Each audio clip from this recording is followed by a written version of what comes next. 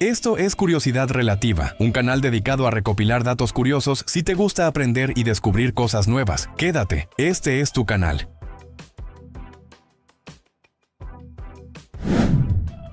En 2013, Google pensó que tenía en las manos el futuro de los teléfonos inteligentes. Se llamaba Project Ara y era una revolución modular. ¿La idea? Un teléfono que podías armar como si fuera Lego. ¿Se te rompió la cámara? Cámbiala. ¿Necesitas más batería? Agrégala. ¿Quieres altavoces mejores? Solo enchúfalos.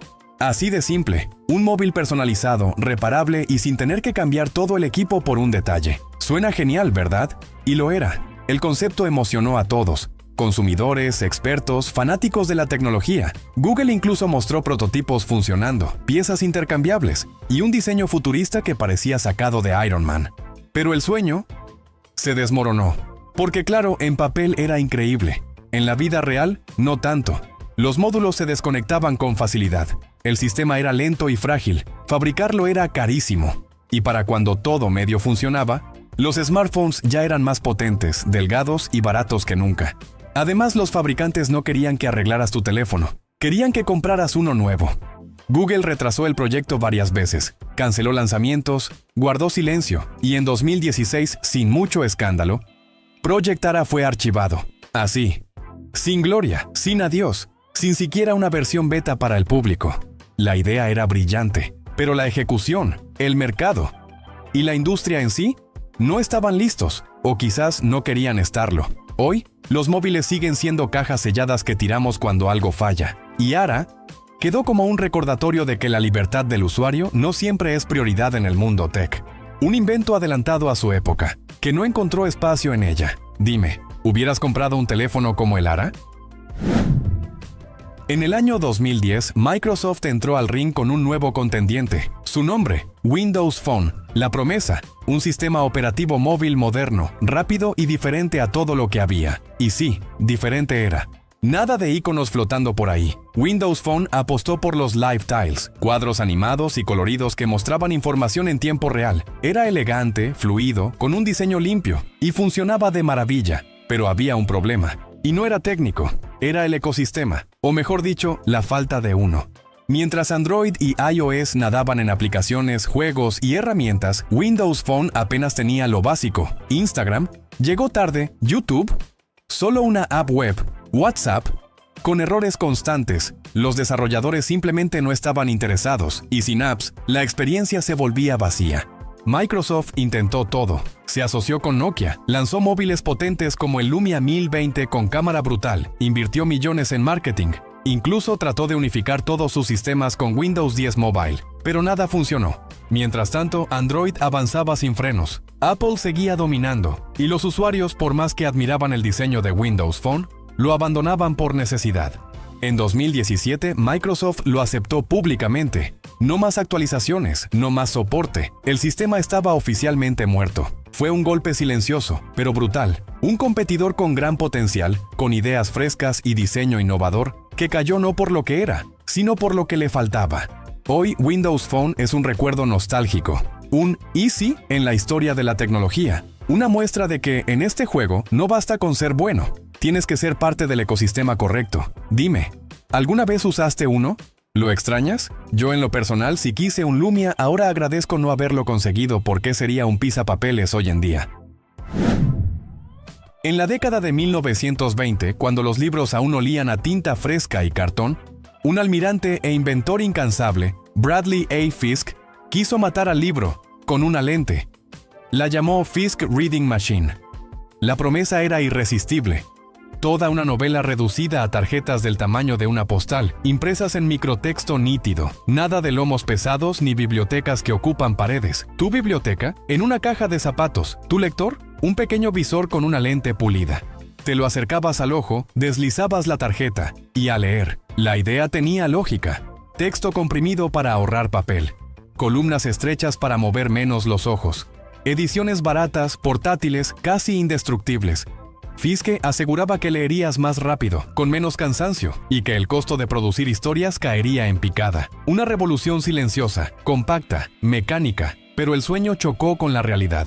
El microtexto pedía luz perfecta y una posición fija. La lente magnificaba, y también cualquier temblor en la mano. ojos cansados, mareos. Nada de subrayar o pasar página con ese placer táctil. Editores reticentes. ¿Para qué invertir en un formato que exigía hardware propio cuando el libro ya funcionaba perfecto? Y el público no quería aprender una nueva postura para leer. Quería sofá, manta y páginas grandes. Además, en pocos años despegaron los libros de bolsillo. Baratos, cómodos, románticos, competencia letal. La máquina nunca pasó del entusiasmo de círculos curiosos a la adopción masiva. Sin catálogo amplio, sin estandarización, sin infraestructura de impresión dedicada, se desvaneció. Un invento brillante en teoría, incómodo en la práctica. Un casi que llegó antes de que el mundo lo pidiera. Y sin embargo, Fisk no estaba tan perdido. Un siglo después, su promesa vive en el e-reader, en bibliotecas enteras dentro de un dispositivo plano y luminoso. La diferencia es sutil y definitiva. Ergonomía, ecosistema, conveniencia. A veces el futuro llega con la idea correcta, pero con el cuerpo equivocado. Dime, si hubieras vivido en 1925, ¿te habrías puesto la lente de Fisk para llevar una biblioteca en el bolsillo? Yo estoy muy seguro que lo hubiera perdido a la primera, y también estoy casi seguro que me hubiera vomitado al intentar usarlo en un vehículo. En algún punto de los primeros años del siglo XX, cuando los incendios arrasaban barrios enteros y los bomberos apenas contaban con abrigos de lona y mucho coraje, surgió un invento muy peculiar, un traje contra incendios, que rociaba agua sobre el propio bombero.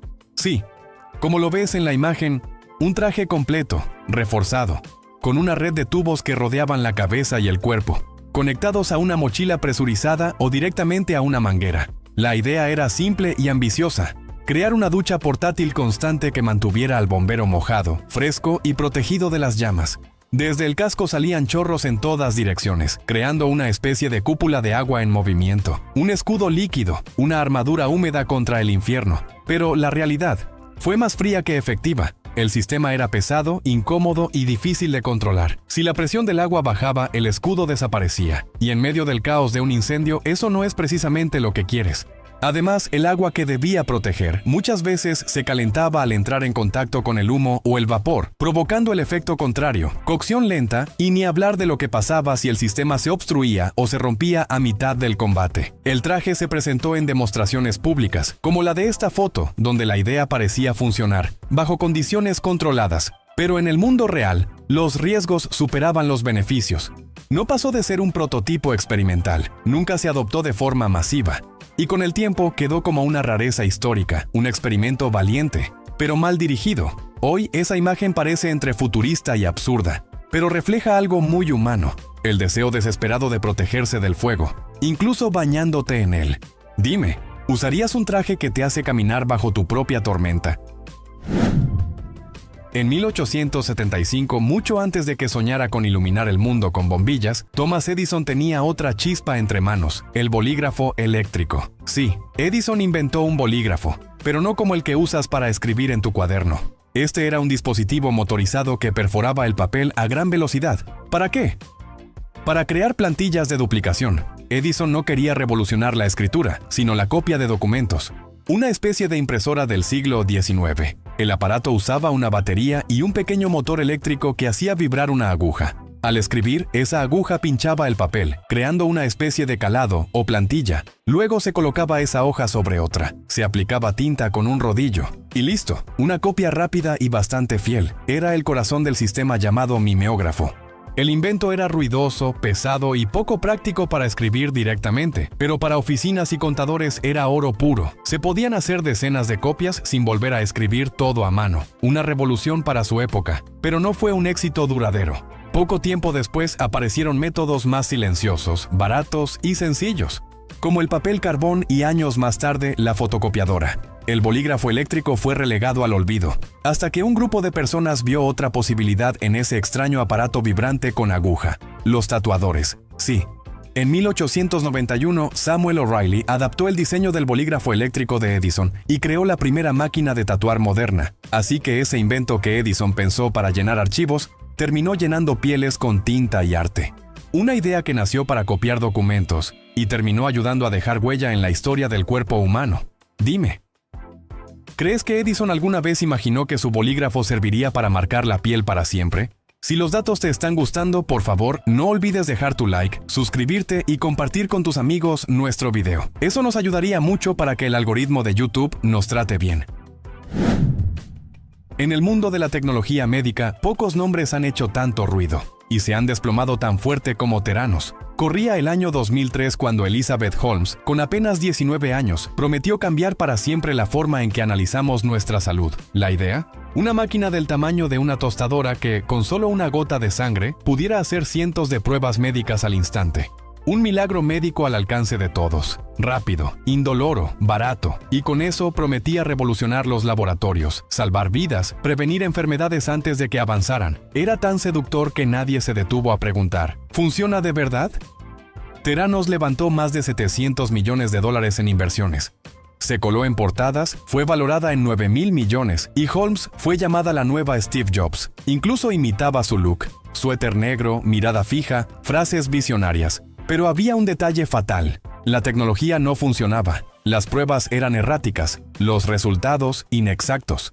Y muchas veces ni siquiera usaban su famosa máquina Edison. Usaban equipos comerciales normales escondidos detrás del telón. El castillo de cartas se mantuvo en pie por una mezcla de silencio, intimidación legal y una imagen cuidadosamente fabricada. Hasta que en 2015 un periodista del Wall Street Journal destapó la verdad.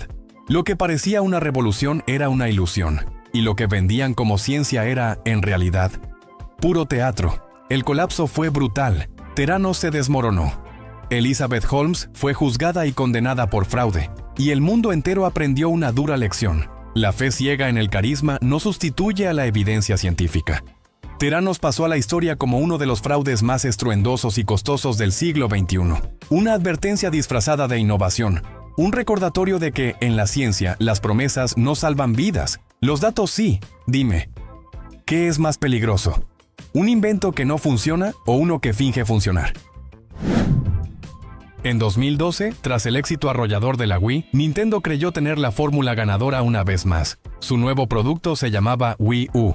Y no era solo un accesorio. Era una consola nueva, aunque casi nadie lo entendió así. La Wii U llegó con una propuesta curiosa. Un mando tableta con pantalla integrada que te permitía jugar sin usar la tele.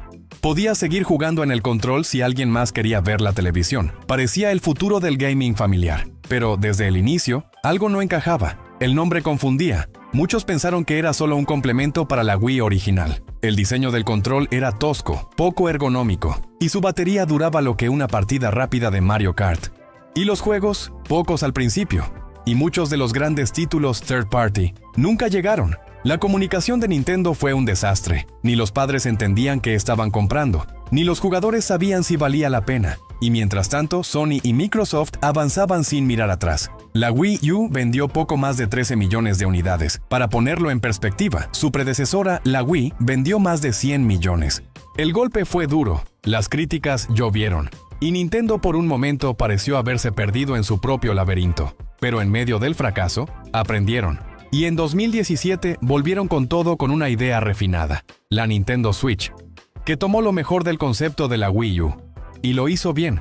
Hoy, la Wii U es vista como un experimento fallido, una consola incomprendida, pero también como el puente que llevó a Nintendo hacia su siguiente gran acierto, porque a veces, para reinventarte, tienes que fallar primero. Dime, ¿crees que si la Wii U no hubiera tropezado, la Switch habría nacido? Yo siempre fui más de la competencia, pero admito que tenían potencial. Lástima que la vida no fue tan amable con ellos. Pero bueno, una puerta se cierra y se abre otra. La Nintendo Switch fue un éxito total. En los años 90, cuando los infomerciales reinaban en la madrugada y cualquier cosa con cables prometía cambiarte la vida, apareció uno de los inventos más inquietantes de la época, la Rejuvenique Toning Mask. ¿La recuerdas? Una máscara de plástico duro, con forma humana, pero con esa vibra perturbadora de película de terror barata. Se colocaba en el rostro como si fueras Jason Voorhees en versión spa. Y la promesa era simple, rejuvenecer tu cara con electricidad. Sí, electricidad. El aparato tenía electrodos colocados estratégicamente por toda la máscara. Y cuando la encendías, impulsos eléctricos estimulaban los músculos faciales, supuestamente para tonificarlos, levantarlos y devolverles la juventud perdida. Una sesión prometía lo que ni las mejores cremas antiarrugas lograban. Efectos visibles sin cirugía ni botox, solo un leve hormigueo. O eso decían, pero la experiencia real era otra cosa. Los usuarios describían las descargas como sacudidas desagradables o microtormentas en la cara. Algunos terminaban con la piel adolorida, los músculos contraídos y más tensión que belleza.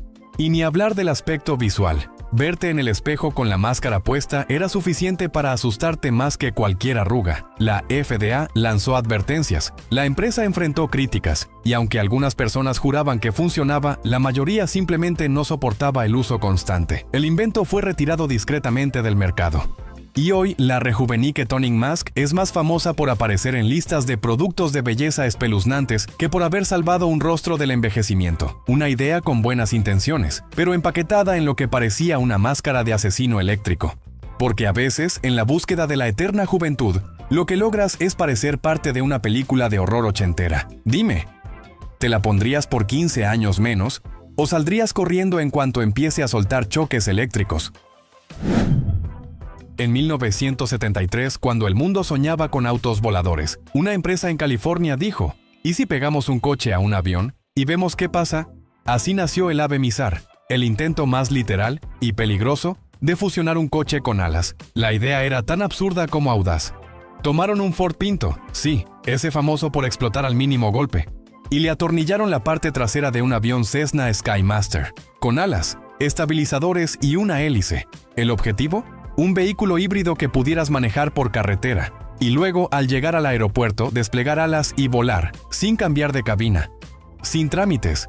Del tráfico al cielo. Literal.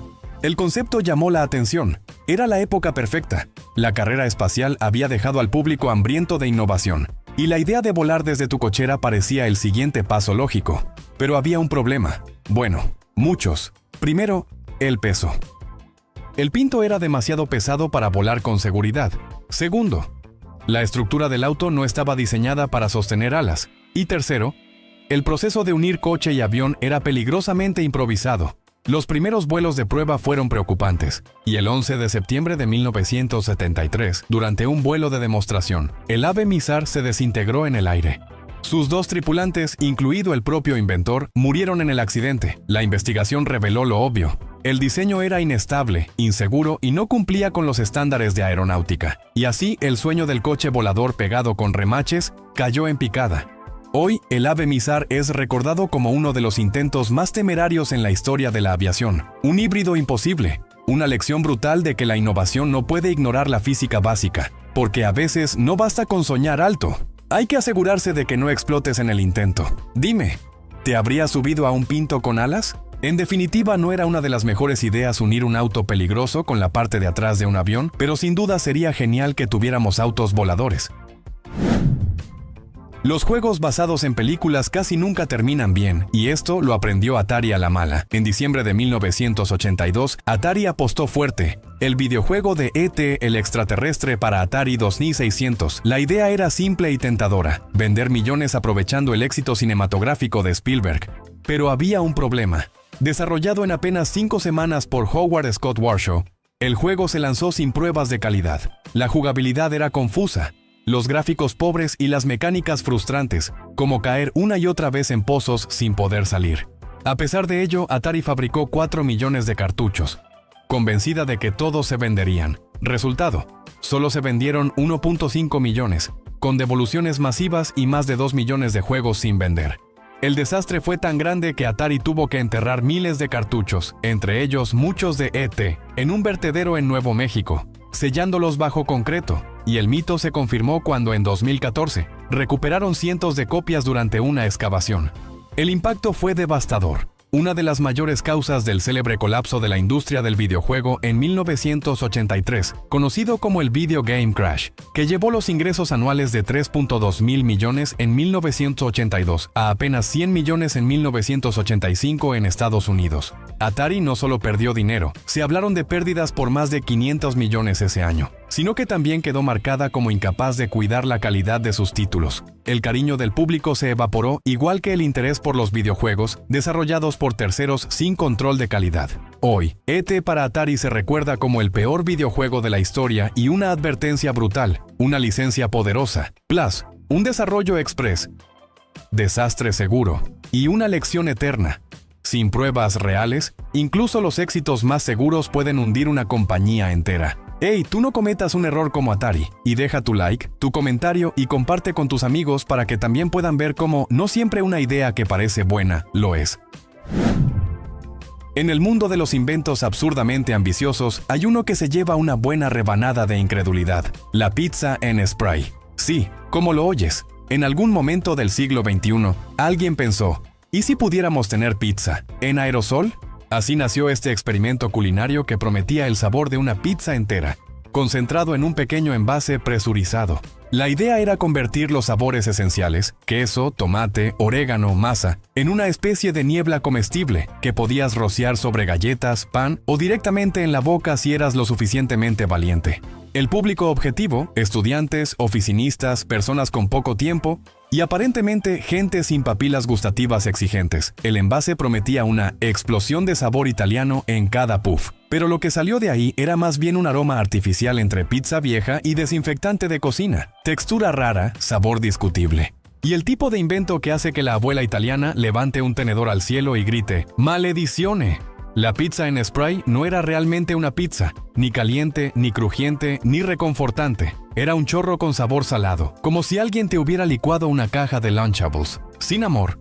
Como era de esperarse, el producto no duró mucho. No convenció ni a los amantes de lo práctico, ni a los fans de la comida rápida, ni a los más nostálgicos, y mucho menos a los que querían una pizza de verdad. Terminó en la lista de los alimentos más raros y fallidos de la historia moderna.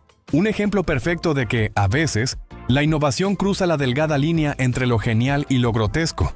Porque sí, puedes poner pizza en un aerosol, pero eso no significa que debas hacerlo. Dime, ¿te atreverías a rociarte una rebanada directo en la boca? En los años 90, cuando la industria alimentaria estaba obsesionada con lo light, lo sin grasa y lo saludable, surgió un invento que prometía el paraíso del snack sin culpa. Papas fritas que no engordan. Así nacieron las Wow Chips de Frito-Lay, con un ingrediente milagroso llamado olestra, una grasa sintética que el cuerpo no absorbía.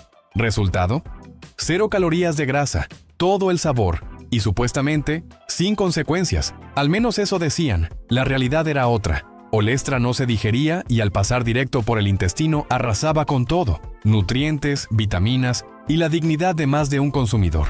Los efectos secundarios no tardaron: dolores estomacales, diarrea, gases intensos y el infame escape anal. Sí, así tal cual. El empaque advertía de efectos laxantes ocasionales, pero la verdad es que muchos no podían ni terminar la bolsa. Lo más escalofriante, la empresa ya lo sabía. En pruebas internas se recomendaba no comer más de 8 papas por porción para evitar efectos secundarios. ¿8? Sí, 8. ¿Quién come solo 8 papas? El problema se volvió tan serio que la FDA intervino. Aunque no prohibió directamente la venta, obligó a Frito-Lay a incluir advertencias visibles en el empaque sobre los efectos gastrointestinales.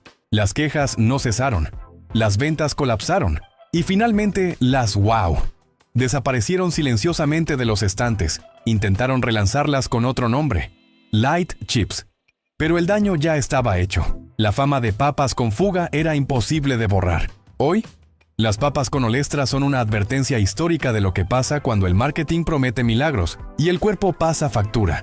Porque sí, puedes hacer papas sin grasa, pero si el gobierno tiene que intervenir porque la gente no puede confiar ni en su propio recto, quizás el precio sea demasiado alto. Dime, ¿arriesgarías tu sofá por solo 8 papas sin culpa? En la eterna búsqueda de padres desesperados por un momento de paz, llegó al mercado una solución que parecía sacada de un cuento o de una película de ciencia ficción de bajo presupuesto. El aerosol para calmar niños. Sí, así como lo oyes, un spray, rocías la habitación, la almohada o incluso al propio niño. Y magia. Se calma, se relaja, se duerme. El producto se vendía como una fórmula natural, a base de lavanda, manzanilla y aceites esenciales. Un aroma suave que, según los fabricantes, tenía poderes casi hipnóticos para calmar berrinches, ansiedad infantil, rabietas nocturnas o el temido «no quiero dormir». Y claro, la idea voló de los estantes. Padres y madres en todo el mundo lo probaron con la esperanza de domar a pequeños gremlins a base de spray. Pero pronto llegaron las preguntas incómodas. ¿Funciona de verdad? ¿Es seguro? ¿Se está abusando de una solución rápida? Muchos especialistas comenzaron a levantar la ceja. Algunos niños presentaban irritación en los ojos, alergias o reacciones en la piel. Otros simplemente no reaccionaban al aroma y seguían llorando como si nada. Y en muchos casos, el efecto calmante parecía venir más de la sugestión del adulto que de cualquier propiedad mágica del spray. Además, algunas marcas no revelaban claramente los ingredientes, y eso no gustó ni a pediatras ni a organismos de control. En varios países se pidió retirar productos del mercado o limitar sus usos, sobre todo si se aplicaban directamente sobre niños pequeños.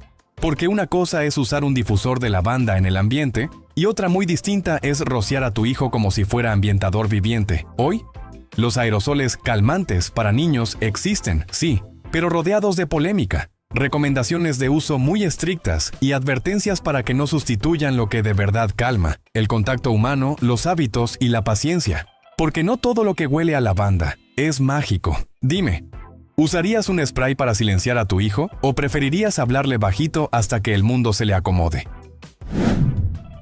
Llegar tarde y pedir que alguien más te haga tu trabajo son cosas que te pueden llevar a fallar, y esto lo aprendió Apple. En los años 90, cuando Apple aún buscaba su lugar en el mundo más allá de las computadoras, decidió meterse en un terreno completamente nuevo: las consolas de videojuegos. Y así nació uno de sus experimentos más olvidados, la Apple Pippin. ¿Nunca habías oído hablar de ella? Exactamente. La Pippin salió en 1996 y prometía mucho. Una consola multimedia que no solo servía para jugar, sino también para navegar por internet, reproducir CD-ROMs educativos, música y más. Una especie de híbrido entre consola, computadora y reproductor. Una media station antes de que eso fuera cool. Apple no la fabricó directamente. Licenció su tecnología a la empresa japonesa Bandai, que se encargó del diseño y distribución. ¿El resultado? Una caja blanca elegante con el logo de Apple y un mando que era bastante feo. Pero el problema era todo lo demás. Primero, costaba $600. Sí, en los 90.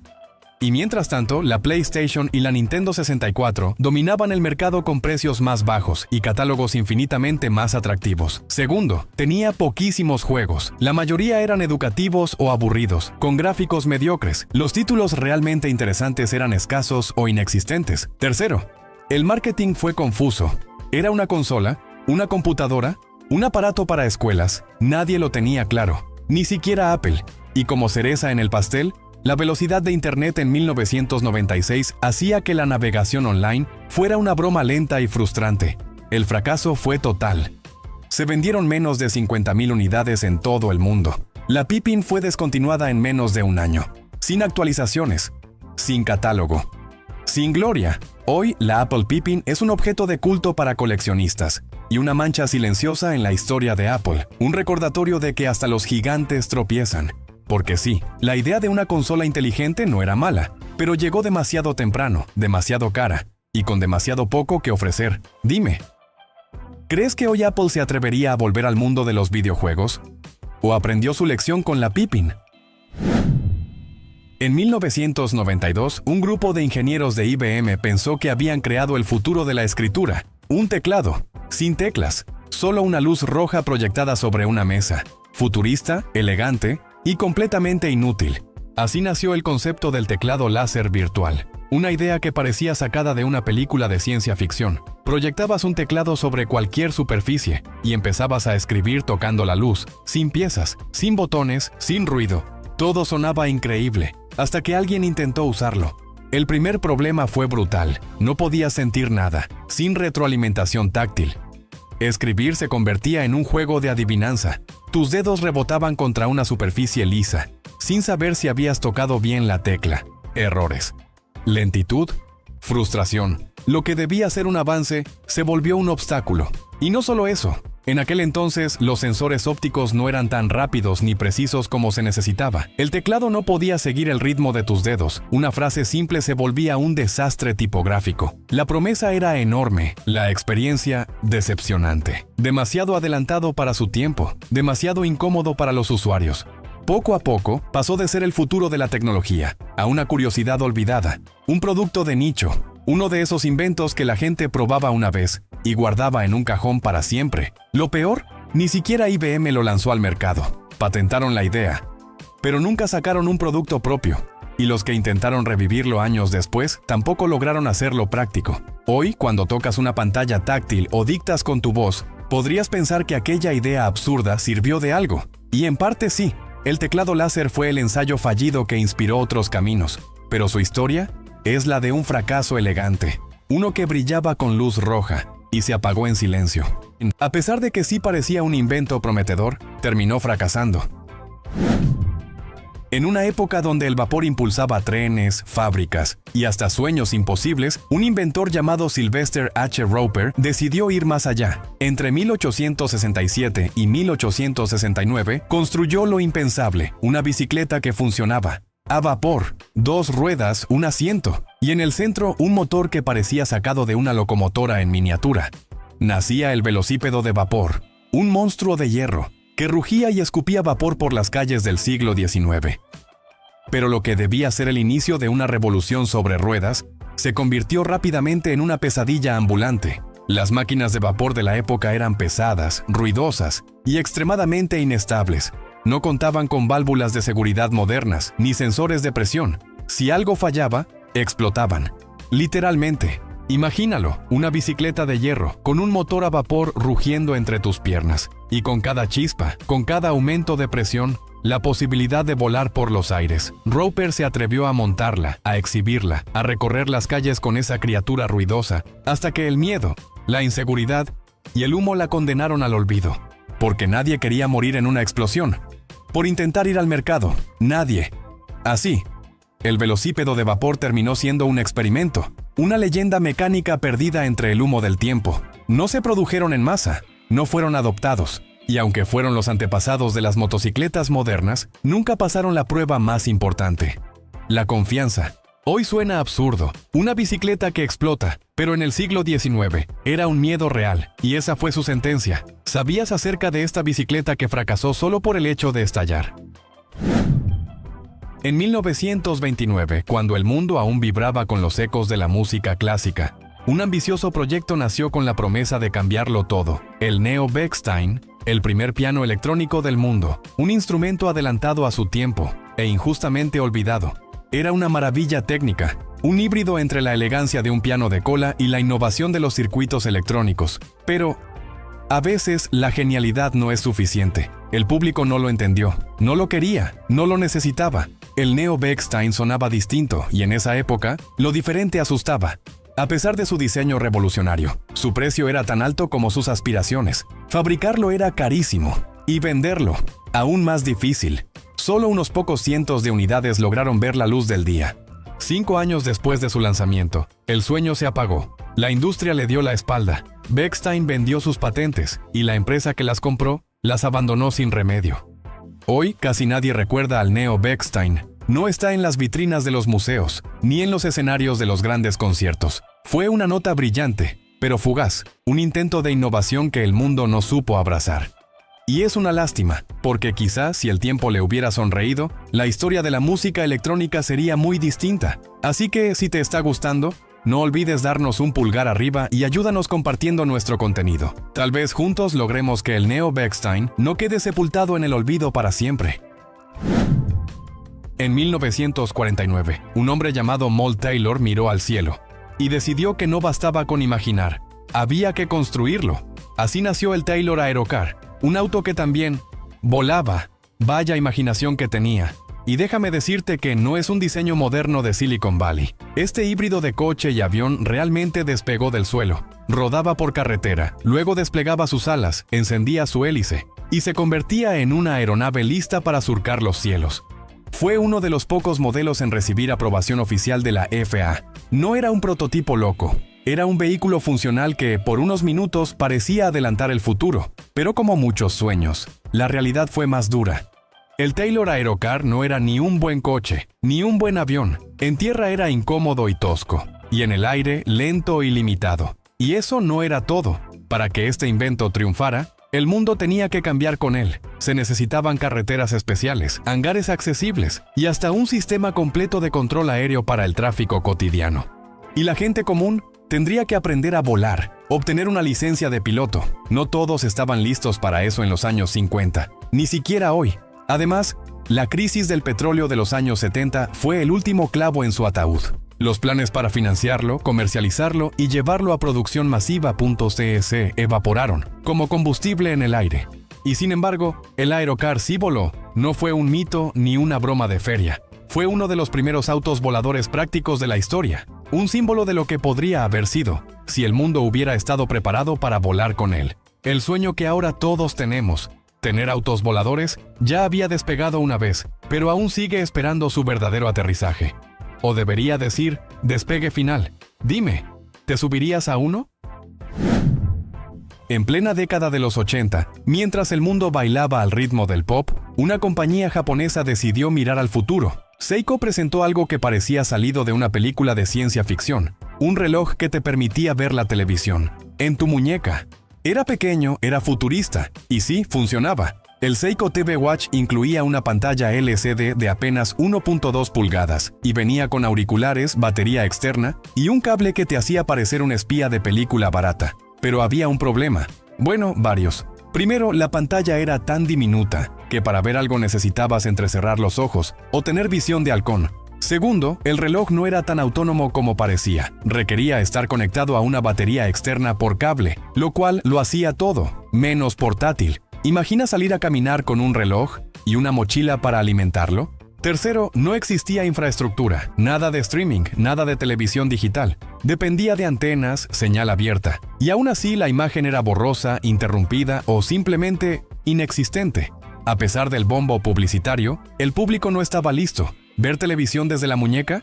¿Para qué si podías hacerlo desde el sofá? Fue adelantado a su tiempo, sin duda, pero también fue una víctima del mismo. Hoy lo vemos como un capricho tecnológico, una joya para coleccionistas, pero en su momento fue una promesa que nunca despegó. Y sin embargo, ese pequeño reloj inspiró la idea de llevar una pantalla. Siempre contigo. Tal vez sin él, no tendríamos los smartwatches ni los teléfonos que hoy dominan nuestra vida. ¿Alguna vez tuviste uno? ¿O llegaste a verlo en acción? Porque si lo hiciste, fuiste testigo de una visión del futuro, que llegó demasiado pronto. En 2007, Palm tenía un plan, un dispositivo compacto, ligero, con sistema Linux, capaz de arrancar al instante y mostrarte tus correos, tus documentos, todo desde una pequeña pantalla. Se llamaba Palm Foleo, un subportátil. No era una laptop, tampoco un teléfono, era algo entre ambos. Una idea que sonaba extraña en ese entonces, pero que en retrospectiva parecía visionaria. El Foleo estaba diseñado para ser el compañero de tu smartphone Treo. Te permitía editar documentos, revisar correos, navegar por tus archivos, siempre y cuando tuvieras el teléfono cerca. Porque sí, el Foleo no podía conectarse a internet por sí solo. No tenía Wi-Fi, no tenía datos, todo dependía del teléfono, y eso lo condenó. Palm lo anunció con entusiasmo, mostró sus virtudes, lo comparó con una libreta electrónica, una que arrancaba rápido, que era simple, que prometía cambiar la forma en que trabajabas en movilidad. Pero semanas después, antes de llegar al mercado, lo cancelaron, oficialmente muerto. Antes de nacer, el CEO de Palm dijo que la compañía necesitaba concentrarse, que no podían permitirse desviar recursos, que los teléfonos eran la prioridad. Y mientras el Foleo desaparecía en silencio, las netbooks aparecían en escena, más baratas, más funcionales y o sin depender de otro dispositivo para funcionar. Muchos creen que el Foleo, con unos ajustes, pudo haber sido el primero en su categoría. Pudo haber liderado, pero fue uno de los fracasos más prematuros de la historia tecnológica. Palm nunca se recuperó del todo, y en 2010 fue comprada por Hewlett Packard. ¿Sabías acerca de este invento que ni siquiera había nacido y ya había fracasado? Porque a veces la tecnología no muere por ser mala, sino por llegar antes de tiempo. En 2013, Facebook tenía una misión: llevar tu red social favorita directamente al centro de tu teléfono. Y lo hizo con algo que parecía ambicioso, pero terminó siendo un desastre épico: el HTC First, mejor conocido como el Facebook Phone. La apuesta era clara: crear un smartphone que te mantuviera siempre conectado, pero no al mundo, sino a Facebook, todo el tiempo, en cada desbloqueo de pantalla, con cada notificación, con cada movimiento. El corazón de esta idea, una interfaz llamada Facebook Home, una capa sobre Android que transformaba todo tu teléfono en una extensión de la red social, fotos de tus amigos como fondo de pantalla, chats flotando por encima de tus apps, publicaciones invadiendo tu pantalla de inicio. Pero había un problema: nadie quería eso. La experiencia no solo fue confusa, fue intrusiva, y en menos de un mes, el entusiasmo colapsó. AT&T, la operadora encargada de vender el dispositivo, vendió apenas 15,000 unidades. Sí, en un país como Estados Unidos, 15,000. El precio original era de $99 con contrato, pero al ver que nadie lo quería, bajaron el precio a menos de un centavo. Literalmente. Facebook Home también se lanzó como app para otros teléfonos Android, pero tuvo reseñas tan malas que la propia empresa la eliminó meses después. El HTC First no era un mal teléfono por dentro, tenía especificaciones decentes para su época, pero fue víctima de una idea mal ejecutada: forzar a los usuarios a usar solo una cosa y olvidar que los smartphones son, ante todo, versátiles. Un mes después de su lanzamiento, el Facebook Phone fue retirado del mercado, en silencio, como si nunca hubiera existido. Una idea más, que fue al fracaso. ¿Te acuerdas de él? ¿Alguna vez lo viste? Porque este es uno de esos fracasos tecnológicos que desaparecieron más rápido de lo que aparecieron. Cuando Apple lanzó el iMac G3 en 1998, el mundo se sorprendió. Un diseño colorido, transparente y futurista. Pero junto a esa revolución visual, llegó uno de los peores errores de diseño en la historia de la tecnología: el infame Hockey Puck Mouse. Sí, su nombre no era oficial, pero todos lo llamaban así, porque se parecía exactamente a una pastilla de hockey sobre hielo, redondo, plano y torpe, muy torpe. Desde el primer momento, los usuarios supieron que algo no iba bien. Su forma circular lo hacía difícil de agarrar. Era fácil confundir la parte delantera con la trasera y terminar moviendo el cursor en la dirección equivocada. ¿Querías hacer clic? Buena suerte. El botón único no ofrecía retroalimentación clara, y su ubicación era tan ambigua que muchos fallaban al presionarlo. Era frustrante, era lento, y para colmo, nada ergonómico. Tan mal fue recibido que pronto surgieron accesorios de terceros diseñados exclusivamente para arreglarlo, como el iCatch, una carcasa que transformaba el círculo en una elipse, intentando devolverle dignidad al diseño. El problema, ni siquiera eso bastaba. Lo que Apple quiso mostrar como símbolo de elegancia minimalista se convirtió en el símbolo de cómo el diseño sin funcionalidad fracasa, y es irónico, porque esta fue la misma Apple que luego redefinió la experiencia de usuario con el iPhone, los trackpads multitáctiles y los ratones mágicos. Pero en aquel entonces, el Hockey Puck Mouse fue un recordatorio doloroso. No importa lo bonita que sea una idea, si no se puede usar bien, no sirve. Apple lo reemplazó poco tiempo después, sin hacer mucho ruido, como queriendo borrar el error de la historia. Pero la historia no olvida, porque incluso los gigantes tecnológicos también tropiezan. No importa qué tan grande sea una empresa, también tienen sus fracasos, pero justo por eso son lo que son hoy, porque aprendieron a no dejar que esos errores los definieran.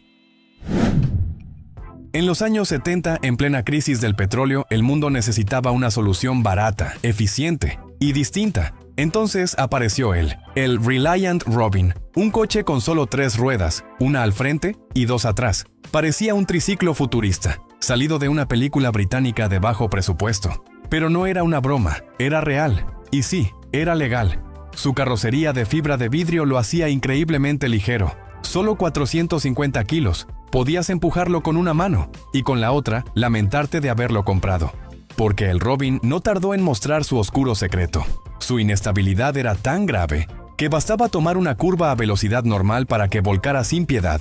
Un episodio de Top Gear lo hizo famoso por eso mismo. El coche salía volando de lado como si fuera un juguete mal diseñado. Y no era exageración, era una representación precisa. Pero aquí viene lo sorprendente. A pesar de todo eso, el Reliant Robin fue un éxito. Durante la crisis del petróleo, su consumo bajo lo convirtió en una opción muy tentadora. No necesitabas licencia de auto tradicional para conducirlo en Reino Unido, y era más barato que casi cualquier coche del mercado. Se vendieron miles de autos inestables pero económicos. Y con el paso del tiempo, su torpe diseño, su rareza y su historia casi absurda lo convirtieron en un objeto de colección. Hoy en día, los fanáticos lo modifican, le agregan estabilidad, frenos modernos, pero conservan su alma. Porque el Robin no solo fue un coche, fue un símbolo de cómo una idea fallida puede sobrevivir si llega en el momento justo. Porque cada idea que fracasa tiene su historia, y nosotros te la contamos. En 1966, Aston Martin decidió romper todas las reglas y crear algo que el mundo jamás había visto. Un sedán de lujo, con un diseño angular que parecía una nave espacial y una pantalla digital que parecía sacada del futuro. Así nació el Aston Martin Lagonda, un auto tan adelantado a su tiempo, que el tiempo mismo no lo entendió. Visualmente era un escándalo. Líneas rectas, carrocería larga, perfil bajo, nada parecido a los coches elegantes y redondeados que dominaban el mercado de lujo. Pero lo más impresionante, estaba dentro. Pantallas táctiles, paneles digitales, comandos computarizados. En 1976, mucho antes de que la mayoría de los hogares tuvieran una computadora. El problema era que nada de eso funcionaba bien. La electrónica, aunque futurista, era extremadamente frágil. Los paneles fallaban, los botones no respondían, y cada reparación costaba una fortuna. Y hablando de fortunas, el Lagonda tenía un precio estratosférico. Tan alto que ahuyentó a la mayoría de compradores, y tan exclusivo que ni siquiera el lujo británico tradicional lo quería. No era un Bentley, no era un Rolls-Royce, tampoco un Jaguar. Era algo extraño, demasiado extraño. Apenas se fabricaron unas cuantas unidades. La producción fue lenta, cara y llena de tropiezos. Y para colmo, casi lleva a la ruina a Aston Martin. Sí, una marca icónica, al borde de la quiebra por un auto que parecía una idea brillante. Y terminó siendo un problema rodante. Pero con el tiempo, el Lagonda encontró su lugar. Hoy es una pieza de culto entre coleccionistas. Un símbolo de lo que pudo ser si la tecnología hubiera estado lista para tanto atrevimiento. Nunca había escuchado ni hablar de él, hasta que sin querer llegué a su historia. Dime, ¿tú sabías de este fracaso brillante?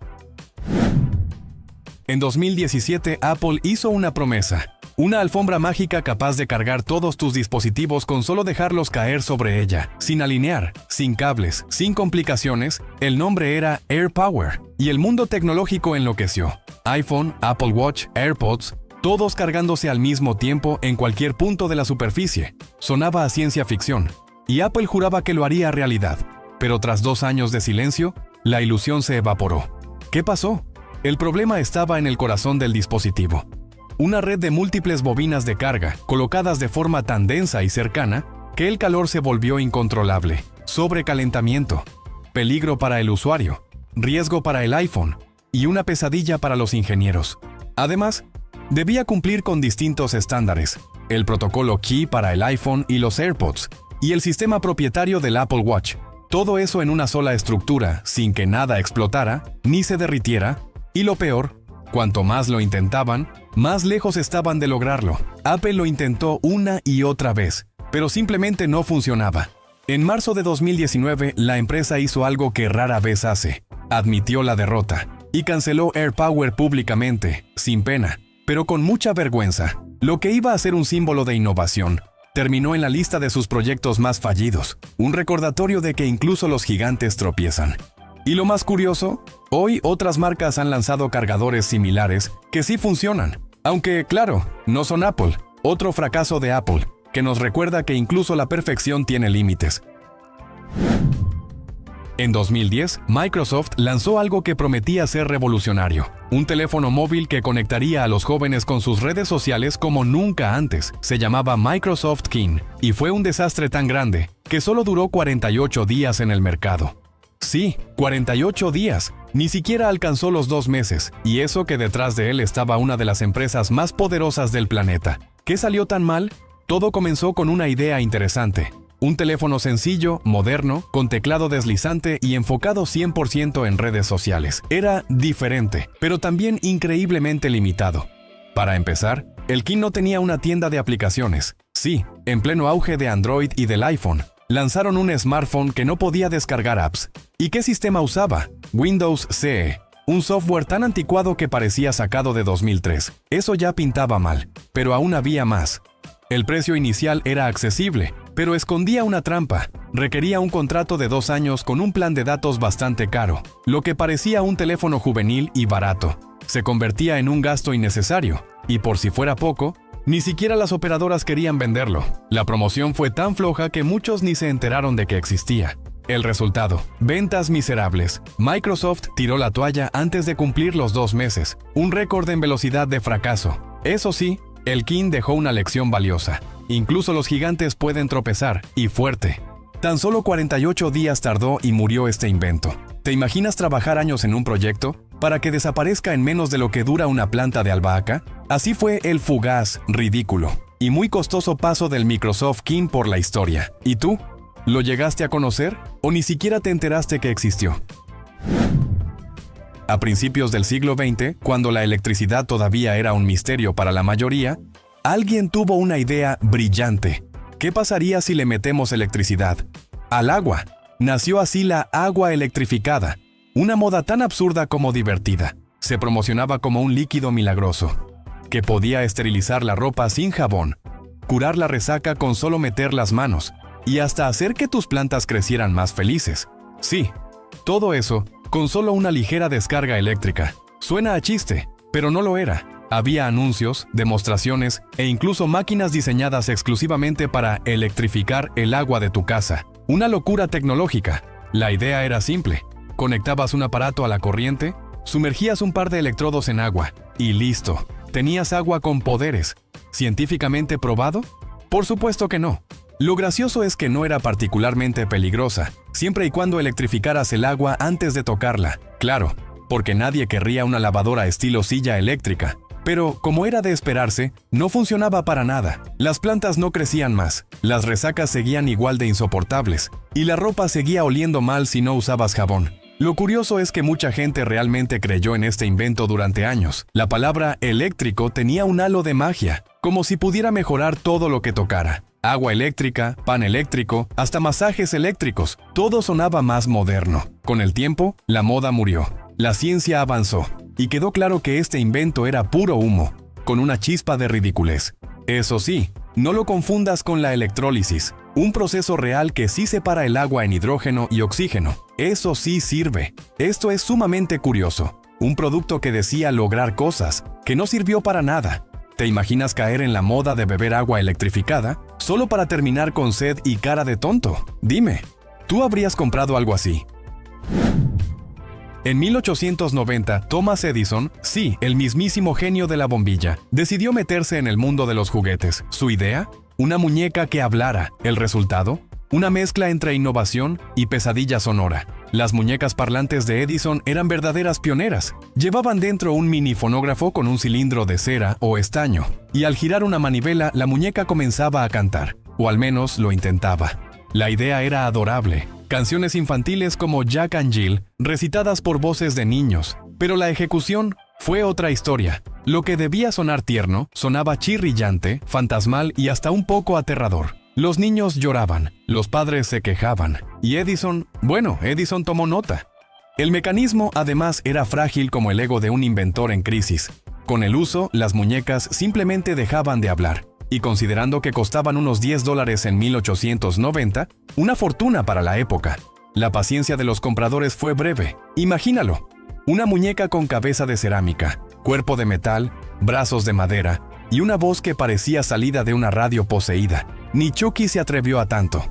Solo se vendieron menos de 500 unidades y muchas fueron devueltas más rápido de lo que tardaban en decir Jack cayó por la colina. Pero a pesar del fracaso, estas muñecas fueron un hito, el primer intento serio de fusionar juguetes y tecnología de sonido, un primer paso hacia los juguetes interactivos de hoy. Edison aprendió una valiosa lección. No basta con tener una idea revolucionaria, si suena como si viniera del más allá. ¿Sabías que Edison había intentado hacer este tipo de muñecas? ¿Tú habrías querido una o la habrías exorcizado primero? Imagina conducir una rueda gigante, desde adentro. No es broma. En 1930, el ingeniero inglés John Archibald Purves patentó un vehículo que parecía salido de un circo futurista, la dinasfera. Este extraño invento tenía forma de una sola rueda, pero del tamaño de un coche entero. Su estructura era una celosía metálica enorme, parecida a una jaula, y en su interior, un pequeño asiento para 1 o 2 pasajeros. ¿El volante? Tú mismo girando con todo y la rueda. Inspirado en antiguos bocetos de Leonardo da Vinci, Purves quiso darle vida a un vehículo que rodara sobre sí mismo, como un hámster motorizado con licencia de conducir. Se crearon modelos con motor eléctrico y también de gasolina, y por increíble que parezca, sí funcionaban. La dinasfera se movía, giraba, avanzaba, pero también era un dolor de cabeza para maniobrar. Controlarla era como intentar bailar tango con una lavadora gigante, en movimiento. En línea recta podía ir bastante bien, pero al girar, frenar o simplemente intentar estacionarla, el caos comenzaba. Y ni hablar si querías bajarte sin marearte. A pesar del entusiasmo inicial y lo innovador del diseño, la complejidad al manejarla fue su sentencia de muerte. nunca se fabricaron en masa, y así la dinasfera pasó a la historia como otro experimento curioso, que rodó directo al olvido. Y lo más irónico, era más simple en piezas mecánicas que los coches normales de la época. Menos piezas, más problemas, al menos para tus nervios y tu sentido del equilibrio. ¿Sabías esto? ¿Te atreverías a dar una vuelta en una rueda gigante? ¿O preferirías seguir con 4 llantas y volante?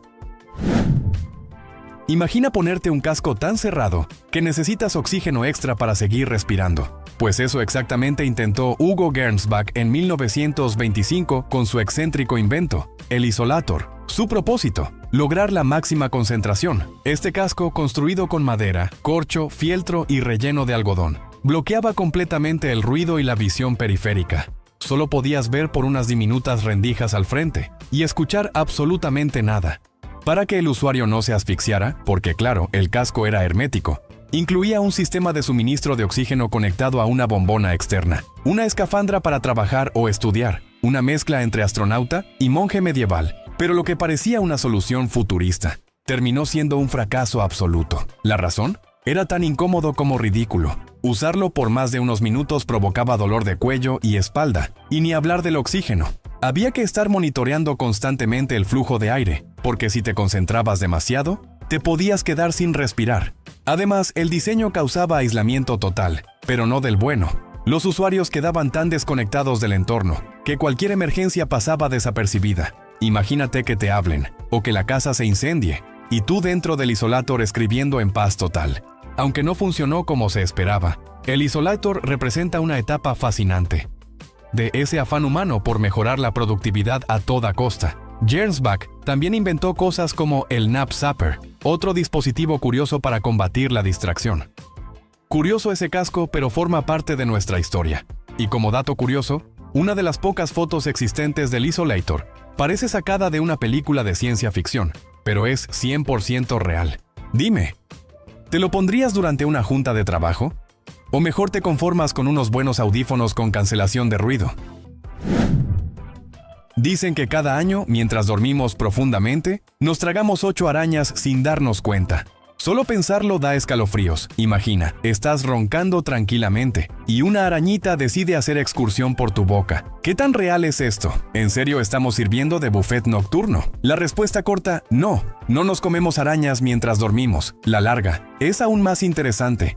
Para empezar, las arañas son criaturas muy sensibles a las vibraciones, y un ser humano durmiendo es un terremoto constante. Respiramos, nos movemos, roncamos, exhalamos aire caliente. Nada de eso resulta atractivo para un arácnido que prefiere la calma total para moverse.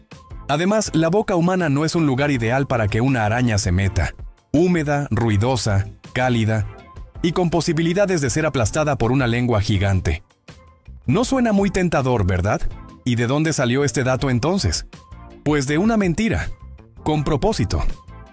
En 1993, una periodista llamada Lisa Holst inventó deliberadamente este mito para demostrar lo fácil que era hacer que la gente creyera cualquier cosa que leyera en Internet. Lo publicó como ejemplo en una revista digital, y el experimento funcionó demasiado bien. El mito se viralizó y nadie lo cuestionó.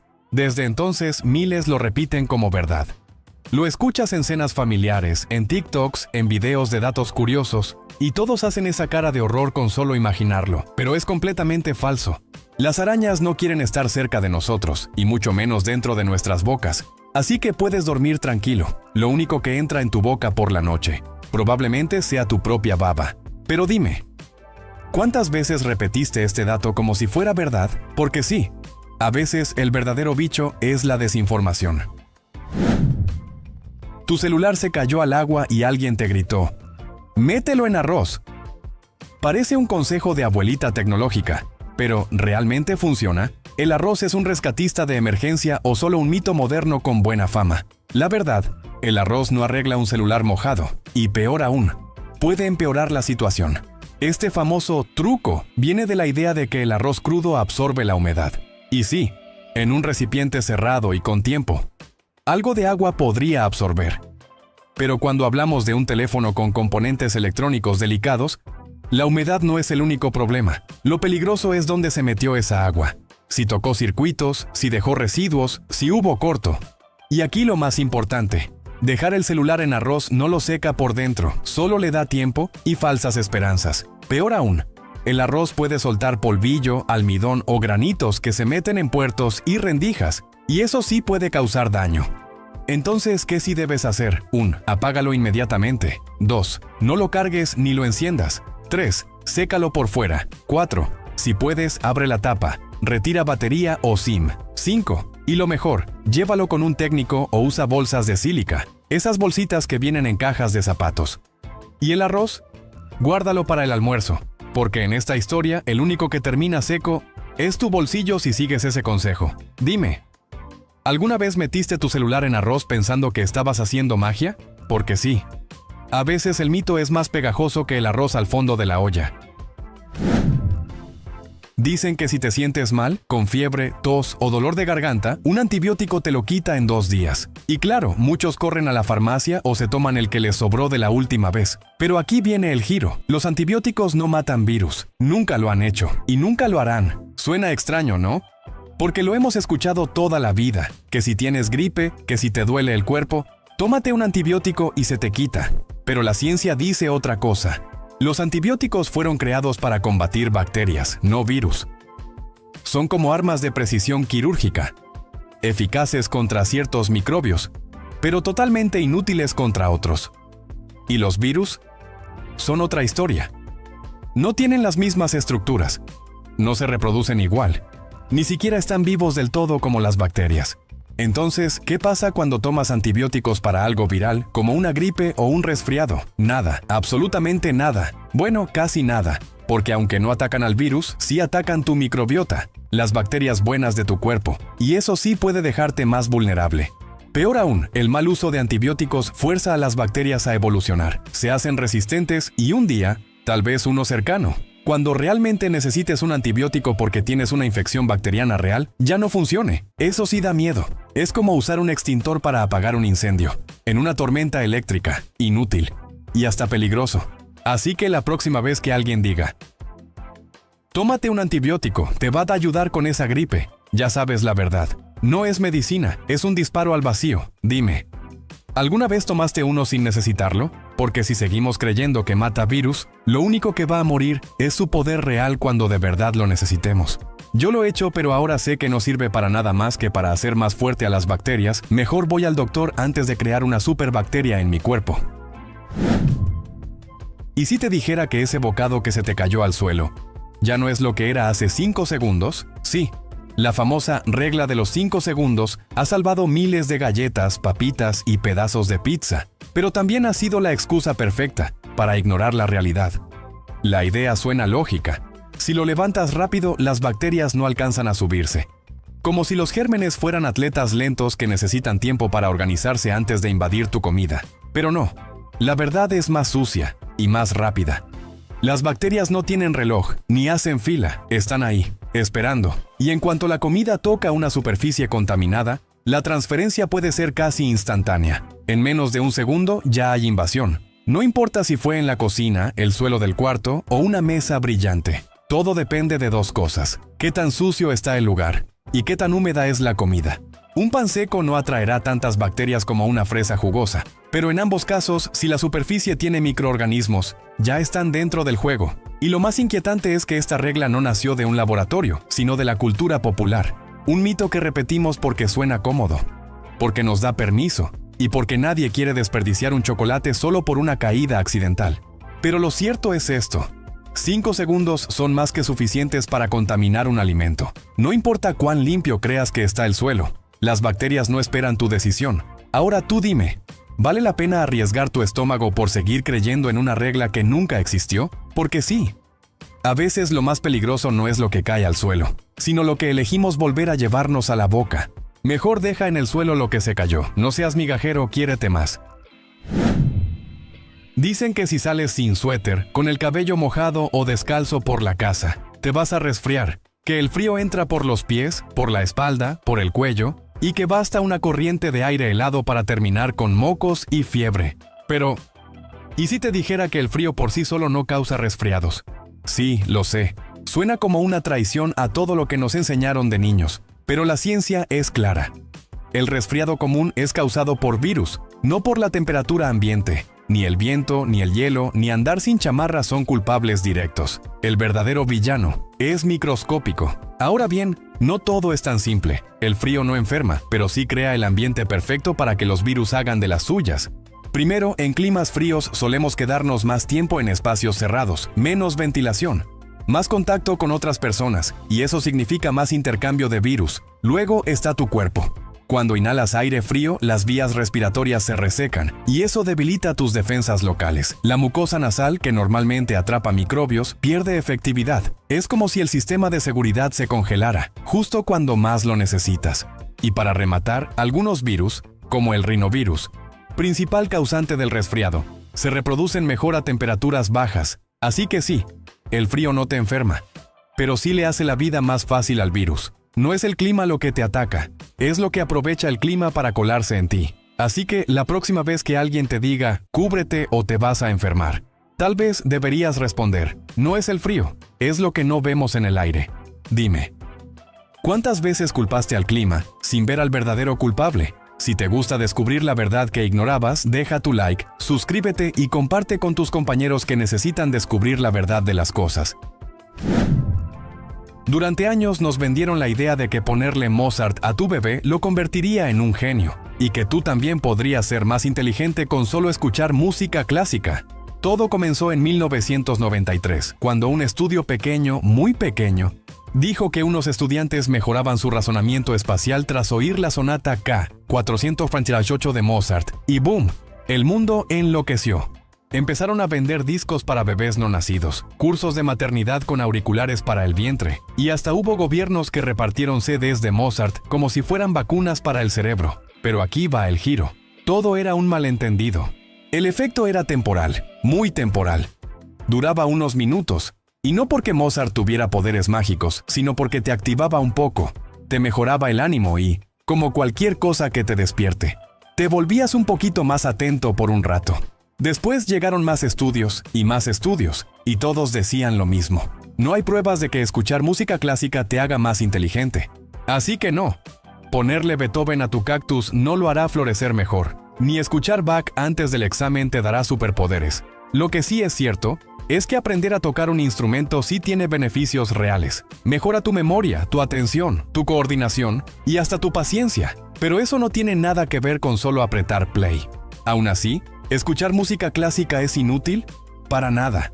Es hermosa, relajante, te pone de buen humor, y para muchos es un viaje sonoro que calma y concentra. Pero si esperabas convertirte en Einstein solo con escuchar a Mozart, mejor baja el volumen, agarra un libro y ponte a estudiar. Ahora sabes que escuchar música clásica no te hace más inteligente, pero al menos te hace sentir elegante mientras friegas los platos. ¿Cuántas veces has escuchado la frase "es natural, así que es saludable"? Suena lógico, ¿verdad? Pero, alto ahí. Porque eso es como decir que todos los animales son adorables, incluyendo a los cocodrilos. La verdad es que lo natural no siempre es sinónimo de bueno. Hay plantas naturales que pueden matarte con solo un bocado, como la Amanita phalloides, un hongo que parece salido de un cuento, pero termina tu historia en minutos. ¿Y qué tal el arsénico? 100% natural y 100% mortal. Esto se llama falacia de apelación a la naturaleza. La idea errónea de que si algo no pasó por una fábrica, entonces es mágico, puro y lleno de bendiciones. Pero no. La naturaleza tiene sus propias trampas. Por ejemplo, la ricina, una toxina letal que viene del ricino, una planta de apariencia inocente. Es una de las sustancias más peligrosas conocidas y totalmente orgánica. Ahora bien, ¿todo lo procesado es malo? Tampoco. La leche que tomas probablemente fue pasteurizada. ¿Eso es natural? No. ¿Es seguro? Sí, ese proceso mata bacterias peligrosas. Sin él, un vasito podría mandarte derechito al hospital. ¿Y qué pasa con los cosméticos o suplementos? Hay quienes juran que si un producto tiene químicos, entonces es del diablo. Pero, sorpresa, todo es química. Hasta el agua, el aire y el amor no correspondido. Y sí, los alimentos orgánicos tienen ventajas, pero no por ser orgánicos, dejan de tener azúcar, grasa o calorías. Una galleta orgánica sigue siendo, bueno, una galleta. Así que la próxima vez que escuches es natural, así que es sano. Piensa en la cicuta, el mercurio, el veneno de serpiente, y mejor revisa la etiqueta. Porque a pesar de que sea natural, algo no significa que sea totalmente bueno o saludable. Si no lo sabías, nosotros te lo contamos, tus amigos de Curiosidad Relativa. Durante años se creyó que los lemmings se suicidaban en masa, una idea tan dramática como perturbadora. Pequeños roedores corriendo hacia el abismo, arrojándose por acantilados sin razón aparente. Pero ¿qué pasaría si te dijera que todo eso fue una gran mentira? El origen de este mito no fue la ciencia, ni siquiera la observación de campo. Fue Hollywood. En 1958, el documental White Wilderness de Disney mostró a los lemmings cayendo por un precipicio. Pero lo que no muchos saben es que las escenas fueron montadas. Sí. Forzaron a los lemmings a saltar. El equipo de producción filmó en Alberta, Canadá, lugar donde ni siquiera habitan lemmings migratorios, y usaron un tipo de lemming que no realiza esos desplazamientos masivos. Los colocaron sobre una plataforma giratoria, los empujaron y grabaron su caída. Así nació la trágica leyenda de los lemmings suicidas. La verdad, los lemmings no tienen tendencias autodestructivas. Lo que sucede es que, cuando su población crece demasiado, emprenden migraciones masivas en busca de comida y territorio. En el camino, algunos mueren, caen en ríos, lagos o acantilados. No porque quieran morir, sino porque son roedores, no planifican rutas y muchos simplemente no saben nadar. En 2014, la BBC desmintió oficialmente el mito, reconociendo que Disney fabricó esas imágenes y perpetuó una mentira que se volvió creencia mundial. La ciencia siempre ha sido clara. No existe ninguna evidencia de que los lemmings tengan un mecanismo de autorregulación poblacional que los lleve al suicidio colectivo. Solo son víctimas de circunstancias naturales y de una historia mal contada. Así que la próxima vez que alguien mencione a los lemmings como ejemplo de comportamiento suicida, recuerda, no fue real, fue cine, fue espectáculo. Este es otro mentira que nos han hecho creer, pero ahora sabes que no es verdad. Albert Einstein reprobó matemáticas en la escuela. Eso es lo que muchos han repetido como si fuera un dato curioso. Pero prepárate, porque esa historia no es más que un mito muy popular. Lo cierto es que Einstein era excelente en matemáticas y física. Desde muy joven resolvía ecuaciones complicadas y mostraba un talento natural para los números. De hecho, a los 12 años ya había dominado el álgebra y el cálculo. Sí, a los 12. Increíble. Entonces, ¿de dónde salió la confusión? Todo apunta a un malentendido con el sistema de calificaciones. En algunos países europeos, como Suiza y Alemania, la escala era al revés. Un 6 era la nota más baja y el 1 la más alta. Cuando sus boletas se tradujeron mal, muchos pensaron que esos 6 eran reprobados, pero no lo eran. Además, Einstein sí falló un examen, pero no en matemáticas. Fue en su primer intento por entrar a la Escuela Politécnica Federal de Zúrich. ¿La razón? Falló en materias como francés y zoología. Nada que ver con las fórmulas. Lo curioso es que, incluso ese día, sus notas de matemáticas fueron sobresalientes. Y aunque su estilo de estudio era poco convencional, saltarse clases para estudiar por su cuenta, su amor por la ciencia y su capacidad de razonamiento eran innegables. Tal vez por eso tardó en ser aceptado por la academia. Pero cuando lo hizo, cambió el mundo de la física para siempre. La relatividad, la famosa fórmula EMC2, el premio Nobel. Nada de eso lo logró alguien que no sabía sumar. Así que la próxima vez que alguien diga Einstein reprobó matemáticas, ya sabes qué responder. Esta mentira la he escuchado demasiadas veces, y por eso me dio curiosidad averiguarlo. Y ahora sabemos que es totalmente falso. Los músculos se convierten en grasa cuando dejas de ir al gimnasio. Eso dicen muchos, y lo repiten como si fuera una ley física. Pero no, eso no pasa. Y aquí viene la parte impactante. Es anatómicamente imposible.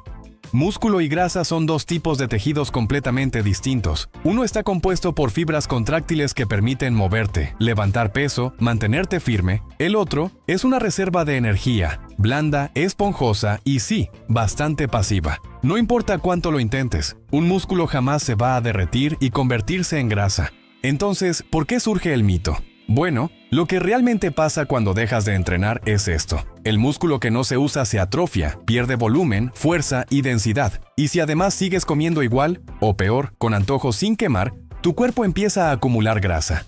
Y claro, en el espejo parece que tu brazo fuerte ahora es puro blandito, como si se hubiera transformado. Pero en realidad, perdiste músculo y ganaste grasa. Dos procesos separados que ocurren por distintas razones. Lo mismo pasa con esas personas que fueron un tiempo al gym. Se pusieron en forma, lo dejaron y luego dicen, ¿ves? Por eso no voy. todo se vuelve grasa. No. Lo que pasó fue que dejaron el entrenamiento y mantuvieron el apetito, y eso sí es una fórmula perfecta. Pero para subir grasa corporal, incluso hay quienes entrenan duro, solo para darle gusto a la comida chatarra. Y cuando lo dejan, el músculo no se transforma, simplemente desaparece, por falta de uso, y la grasa se apodera del territorio libre. Así que no. El músculo no se convierte en grasa. Lo que ves es una ilusión, generada por la falta de constancia y el exceso de calorías. Esa mentira la he escuchado miles de veces en gimnasios, de boca de alguien que dejó de ir y cree que descubrió un nuevo principio biológico. Pero ahora sabes la verdad. Durante siglos nos han hecho creer una mentira muy cómoda, que en la Edad Media, la gente pensaba que todas las enfermedades eran un castigo de Dios. Pecabas, te enfermabas, castigo divino. Eso decían, pero la realidad, aunque menos difundida, es mucho más compleja e impactante. Sí, la religión tenía un papel dominante.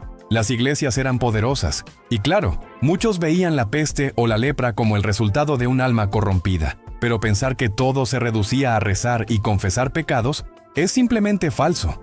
Ya desde entonces, los médicos hablaban de cosas que nada tenían que ver con lo divino. Por ejemplo, la teoría de los 4 humores: sangre, flema, bilis amarilla y bilis negra. Si uno se desbalanceaba, venían los males. ¿Solución? Sangrías, laxantes y vómitos. Sí, suena horrible, pero era ciencia médica de la época. Y no solo eso, también creían en los miasmas, esos vapores pestilentes que salían de aguas estancadas o cadáveres. Para ellos, respirar mal olor te enfermaba. ¿Castigo divino? No. Contaminación ambiental. Incluso usaban astrología, fases lunares, y observaban síntomas, todo dentro de un pensamiento más empírico y con base en los textos de Hipócrates, Galeno y otros clásicos que las universidades empezaban a rescatar. Sí, universidades de medicina, en plena Edad Media. Y aunque sí había oraciones, penitencias y procesiones, también había diagnósticos, terapias físicas, ungüentos y tratamientos rudimentarios. Muchos errados, claro, pero intentaban entender el cuerpo humano, y eso ya dice mucho. ¿Sabías que incluso a la peste negra le buscaron explicaciones astronómicas, culpando a conjunciones planetarias? ¿O que, tristemente, culparon a minorías como los judíos por contaminar pozos, lo cual provocó persecuciones atroces? Así que no. La Edad Media no fue una época de ignorancia total, ni todos creían que enfermarse era cuestión de fe. Ahora sabes que esa también fue otra mentira. ¿Tú sabías de esta? Imagínate caminar por la calle y que de repente te caiga un pedazo de hielo azul del cielo. Muchos piensan que eso viene directamente de un avión. Sí, esa famosa frase de «los aviones tiran sus desechos en pleno vuelo». Pero no, es solo un mito. En realidad, los aviones no liberan absolutamente nada de sus inodoros mientras están volando. Todo, absolutamente todo, se almacena. Cada vez que jalas la cadena en un baño de avión, un sistema de vacío ultra eficiente succiona los desechos hacia un tanque sellado, y ese tanque permanece intacto hasta que el avión aterriza. Una vez en tierra, un camión especial se conecta al sistema y extrae todo el contenido, un proceso limpio, controlado, y muy lejos de las nubes. Entonces, ¿de dónde viene esa aterradora idea del popó voladora, del llamado hielo azul? Ese fenómeno es real, pero muy raro. Ocurre solo si hay una fuga en el tanque de desechos. El contenido se congela al contacto con el aire helado del exterior y cae como una roca azulada desde el cielo. Sí, es asqueroso, y sí, ha pasado, pero no es lo normal. De hecho, el propio inventor del inodoro de vacío de los aviones, James Kemper, aclaró que esa historia de los desechos voladores es una leyenda urbana, nada más. ¿Y sabes qué es lo más irónico? Este mito ha sido tan repetido que muchos siguen creyendo que en algún punto, en algún vuelo, van a ser víctimas de una descarga aérea. Pero la ciencia y la ingeniería aeronáutica ya lo resolvieron hace décadas. Así que la próxima vez que subas a un avión, puedes usar el baño con tranquilidad. Nada va a salir volando. No sé cómo esta mentira pudo llegar a crecer tanto, pero ahora sabes la verdad. Y eso, también hay que contarlo. ¿Alguna vez te dijeron que tener letra bonita es señal de inteligencia? Pues, es momento de romper otro mito. Durante años se ha creído que la buena caligrafía reflejaba una mente organizada, brillante, casi genial. Pero la ciencia dice otra cosa, y lo que vas a escuchar puede cambiar cómo ves tus propios apuntes. Investigaciones como las de la Universidad de Yale han observado algo fascinante. Muchas personas con letra fea No son desorganizadas ni distraídas, simplemente piensan muy rápido. Su cerebro va a toda velocidad, procesa ideas, conexiones, razonamientos, mucho más rápido de lo que la mano puede escribir. ¿El resultado? Una letra atropellada, irregular, incluso ilegible, pero una mente encendida como una chispa. Esto no quiere decir que escribir bonito sea malo, claro que no. Solo que una caligrafía desordenada no es sinónimo de pereza o falta de inteligencia, como muchos pensaban. De hecho, hay personas con letras preciosas y mentes creativas, y también hay genios con letras que parecen hechas por un gato con plumón. La clave, la inteligencia no se mide en curvas, tildes ni márgenes perfectos. Va mucho más allá. Howard Gardner, por ejemplo, propuso que hay múltiples formas de inteligencia: lógica, musical, emocional, espacial, y ninguna de ellas depende de qué tan bonito escribas. Así que la próxima vez que veas tus apuntes garabateados, o los de ese compañero que siempre parece escribir con el codo, no lo juzgues tan rápido. Tal vez esa letra caótica esconde una mente prodigiosa. Aunque tengas una letra bonita, no te hace más inteligente. Así como escuchar música clásica tampoco lo garantiza. Y eso, es bueno saberlo. Durante décadas, mucha gente ha repetido la misma frase sin pensarlo dos veces. Los perros solo ven en blanco y negro. Pero prepárate, porque eso es una mentira que ha durado demasiado. La realidad es mucho más interesante. Los perros sí ven colores. No como tú o yo, claro. Pero su mundo no es una vieja película en blanco y negro. Los científicos han descubierto que los perros son dicrómatas. Eso significa que solo tienen dos tipos de conos en los ojos, mientras que los humanos tenemos tres. ¿Y qué colores pueden distinguir? Principalmente azul y amarillo. Sí, si le lanzas una pelota azul, tu perro puede verla perfectamente. Pero si le lanzas una roja, probablemente solo vea un tono de marrón, o algo que se parece al gris. Eso se debe a que no pueden distinguir bien los colores rojo, verde o naranja. Todo ese rango se les mezcla. Es como si vivieran con un tipo de daltonismo, uno que hace que el mundo se vea un poco más apagado, pero aún con color. Ahora, aquí viene lo impresionante. Su visión nocturna es mejor que la nuestra, mucho mejor, gracias a una capa en sus ojos llamada tapetum lucidum. Los perros pueden detectar movimiento en la oscuridad con una precisión increíble. Por eso a veces ladran a cosas que tú ni siquiera puedes ver. Y aunque no distingan el arco iris como tú, su sentido del olfato y su oído compensan con creces cualquier limitación visual.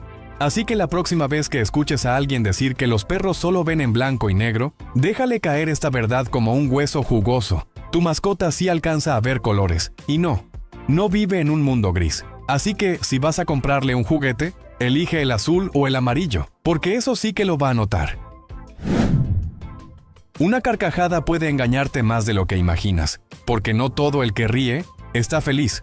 ¿Lo has pensado alguna vez? Hay personas que se ríen incluso cuando están al borde del colapso. Otras lo hacen para evitar llorar, y algunas más usan la risa como una máscara, una especie de escudo emocional. Claro, reír puede liberar endorfinas, esas hormonas que nos hacen sentir bien, y también dopamina y serotonina, que ayudan a combatir la tristeza. El cuerpo reacciona, el estrés baja, el sistema inmunológico se activa, y sí, puedes sentirte mejor. Pero eso no significa que sea una risa de felicidad auténtica, porque el mismo acto de reír puede ser simplemente una válvula de escape, una reacción al estrés, al miedo, a una situación incómoda. ¿Has estado en un momento tenso y alguien se ríe sin razón? No es raro. Esa risa en realidad está tratando de romper el hielo, de hacer el ambiente más tolerable, aunque por dentro la persona esté hecha pedazos. Y luego está la risa social, esa que sueltas por cortesía, no porque algo te hizo gracia, sino porque todos los demás lo hacen. ¿Te suena? También está quien se ríe de sí mismo. Y eso, aunque valiente, no siempre significa que esté bien. Puede ser una forma de enfrentar la vida con humor, sí, pero no necesariamente desde la felicidad. Por eso, la próxima vez que escuches a alguien reír, no supongas que todo está bien, porque esa risa puede estar gritando algo que las palabras no se atreven a decir. Ahora sabes que reír no es que alguien esté siempre feliz, es más complejo de lo que parece. No, las computadoras no piensan por sí solas, aunque parezca que tienen vida. Lo cierto es que no piensan, no sienten y no sueñan. Por más increíble que suene, incluso los sistemas de inteligencia artificial más avanzados solo hacen una cosa: seguir instrucciones y nada más. ¿Puede una IA escribir una historia, pintar una imagen o responder preguntas complejas? Sí, claro que puede, pero no porque piense, sino porque ha sido entrenada con millones de datos. Su creatividad es una ilusión, una réplica bien programada.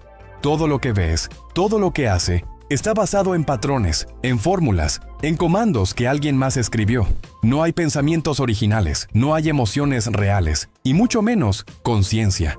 La idea de que una máquina pueda pensar como tú o como yo es puro cuento de ciencia ficción. Películas como Terminator, Hair o Ex Machina nos hicieron imaginar un futuro con máquinas conscientes, pero ese futuro aún no ha llegado. Las computadoras no se cuestionan nada, no se preguntan quién soy, ni para qué existo. No sienten curiosidad, ni miedo, ni amor. Solo obedecen. Y sí, eso las hace herramientas poderosas, pero no inteligentes en el sentido humano, ni autónomas, ni conscientes. Por eso, aunque la tecnología siga avanzando, no caigas en la trampa de creer que una IA puede pensar por sí misma. Detrás de cada algoritmo hay un programador, un humano, una intención, una mentira más que debemos desmentir.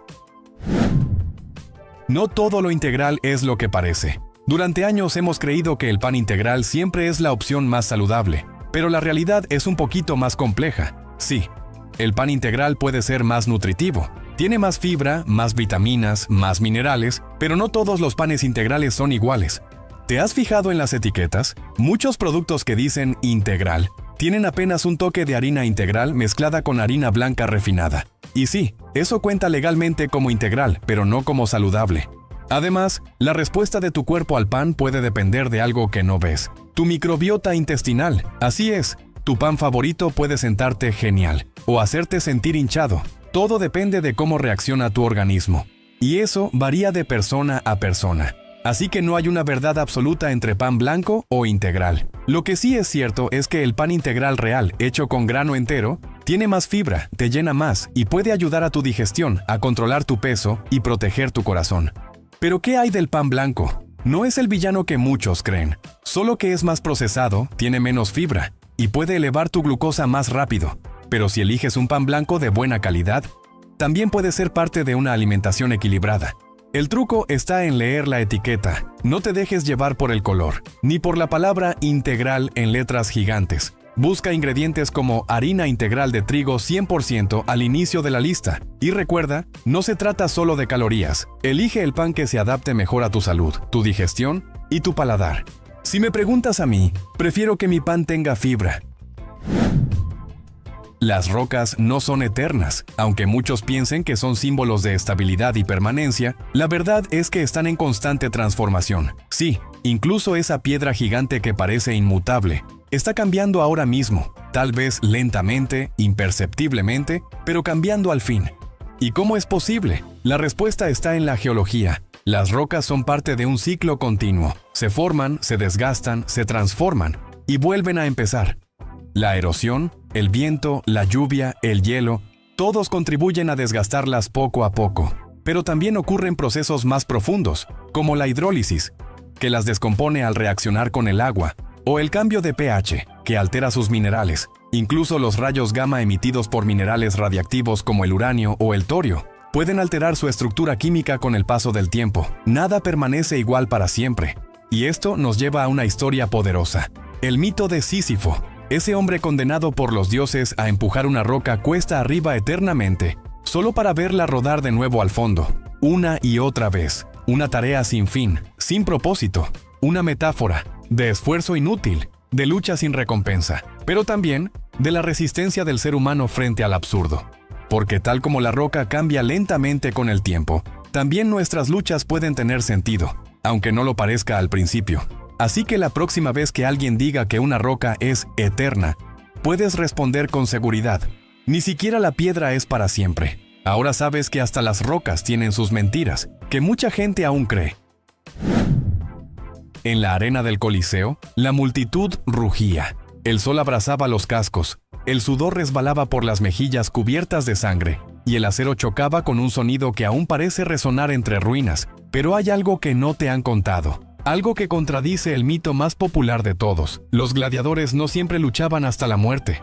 Sí, a pesar de las películas, los gritos, los pulgares apuntando al suelo. En realidad, la mayoría de estos combates no terminaban con cadáveres esparcidos por la arena. ¿La razón? Simple. Matar a un gladiador era un desperdicio, una pérdida de inversión, y una muy cara.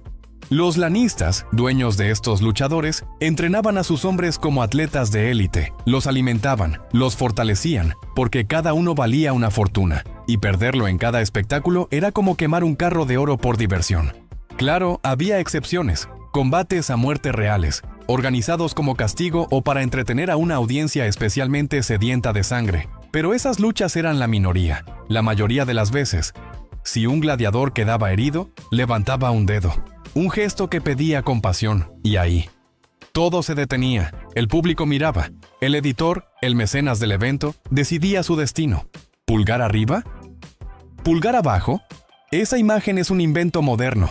En realidad, los gestos eran más ambiguos, más teatrales, más oscuros. Y sí, algunos gladiadores eran esclavos o prisioneros, pero otros elegían esa vida, por fama, por fortuna, por la posibilidad de obtener la libertad, la anhelada espada de madera, el rudis.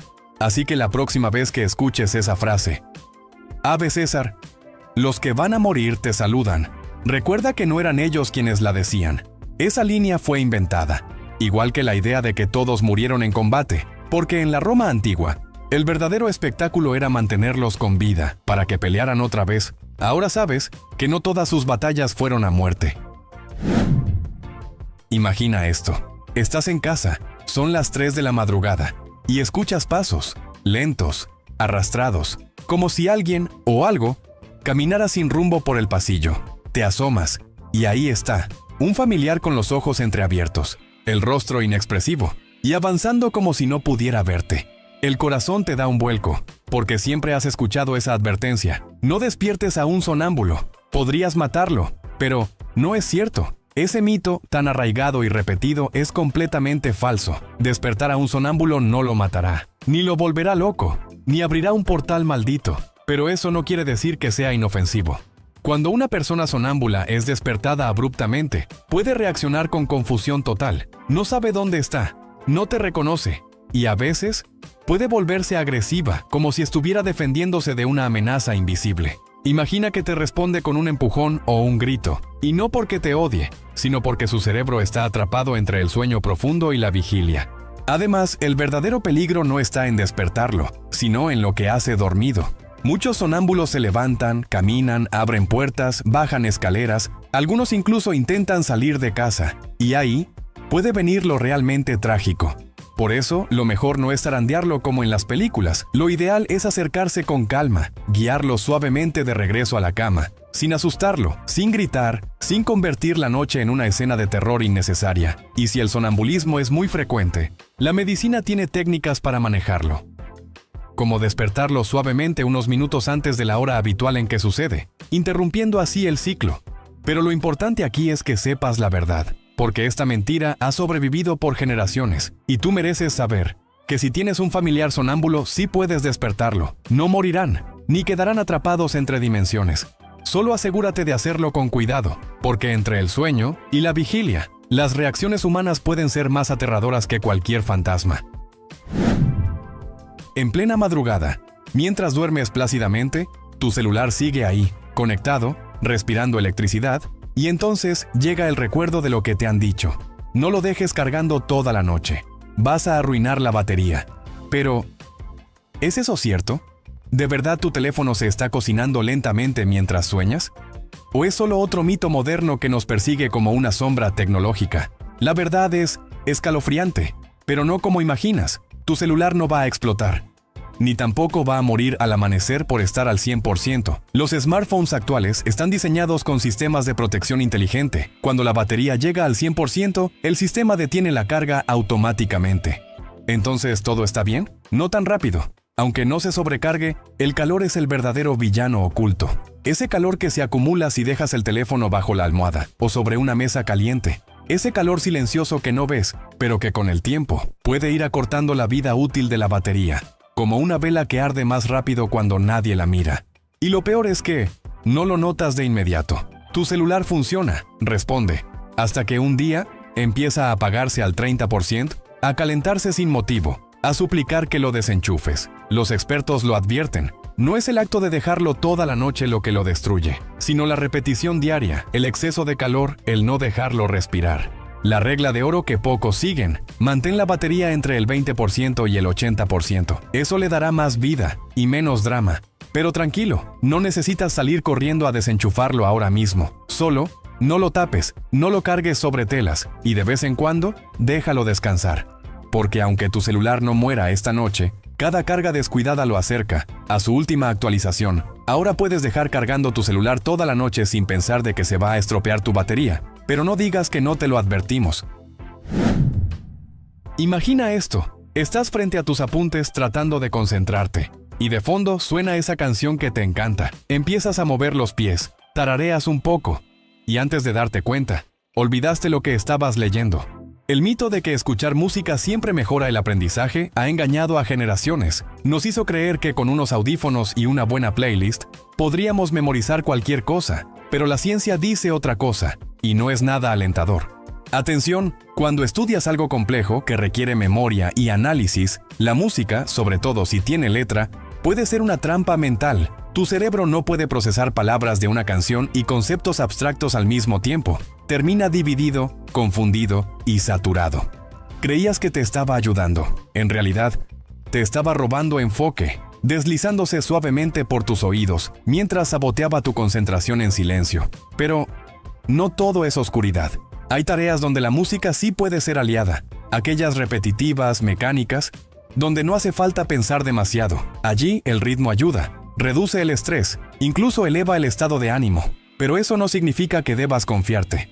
Cada mente es diferente, y lo que a uno le funciona, a otro lo hunde. Por eso, los expertos lo advierten. No uses música con letras si vas a estudiar algo complejo. No subestimes la distracción. Y si vas a escuchar algo, elige melodías instrumentales, tenues. Y no olvides pausar la música si notas que tu mente empieza a divagar. Porque aunque tus compañeros juren que sin música no aprenden nada, esa afirmación podría ser solo otra mentira disfrazada de hábito. Muchas veces cuando estudiaba, recuerdo que me decían algunos compañeros que sin música no se les quedaba nada, y eso también despertó mi curiosidad de si era verdad. Pero ahora sé que es totalmente falso. Imagina a una criatura enorme, de varias toneladas, con colmillos afilados, una trompa poderosa y una pisada que podría aplastar cualquier cosa a su paso. Ahora imagina que esa criatura salta de miedo por culpa de un ratón. Sí, esa imagen la hemos visto en películas, caricaturas y hasta en cuentos infantiles. El gigantesco elefante temblando como una hoja ante un minúsculo ratoncito. ¡Qué escena tan ridícula y tan popular! Pero es solo eso, una escena, una mentira muy bien contada. La verdad es mucho menos graciosa y bastante más interesante. Los elefantes no le temen a los ratones por ser ratones. Lo que en realidad les incomoda es el movimiento rápido e inesperado de cualquier cosa pequeña cerca de sus patas. Puede ser un ratón, pero también puede ser un perro, un gato o incluso una sombra. ¿Y por qué se asustan? Porque su visión cercana es deficiente. Un objeto pequeño que aparece de pronto justo debajo de su cuerpo les provoca una respuesta instintiva de alarma. No lo ven bien, no saben qué es y no quieren arriesgarse a averiguarlo. ¿Y qué hay del mito de que los ratones se les meten por la trompa? Totalmente falso. Una de esas ideas absurdas que nacieron de la ignorancia y crecieron con la comedia. Lo cierto es que los elefantes son animales extremadamente inteligentes, y si bien pueden asustarse por el factor sorpresa, eso no significa que tengan fobias irracionales como los humanos. Así que no, los elefantes no tienen una pesadilla recurrente con ratones, y no saldrán corriendo si uno les cruza el camino.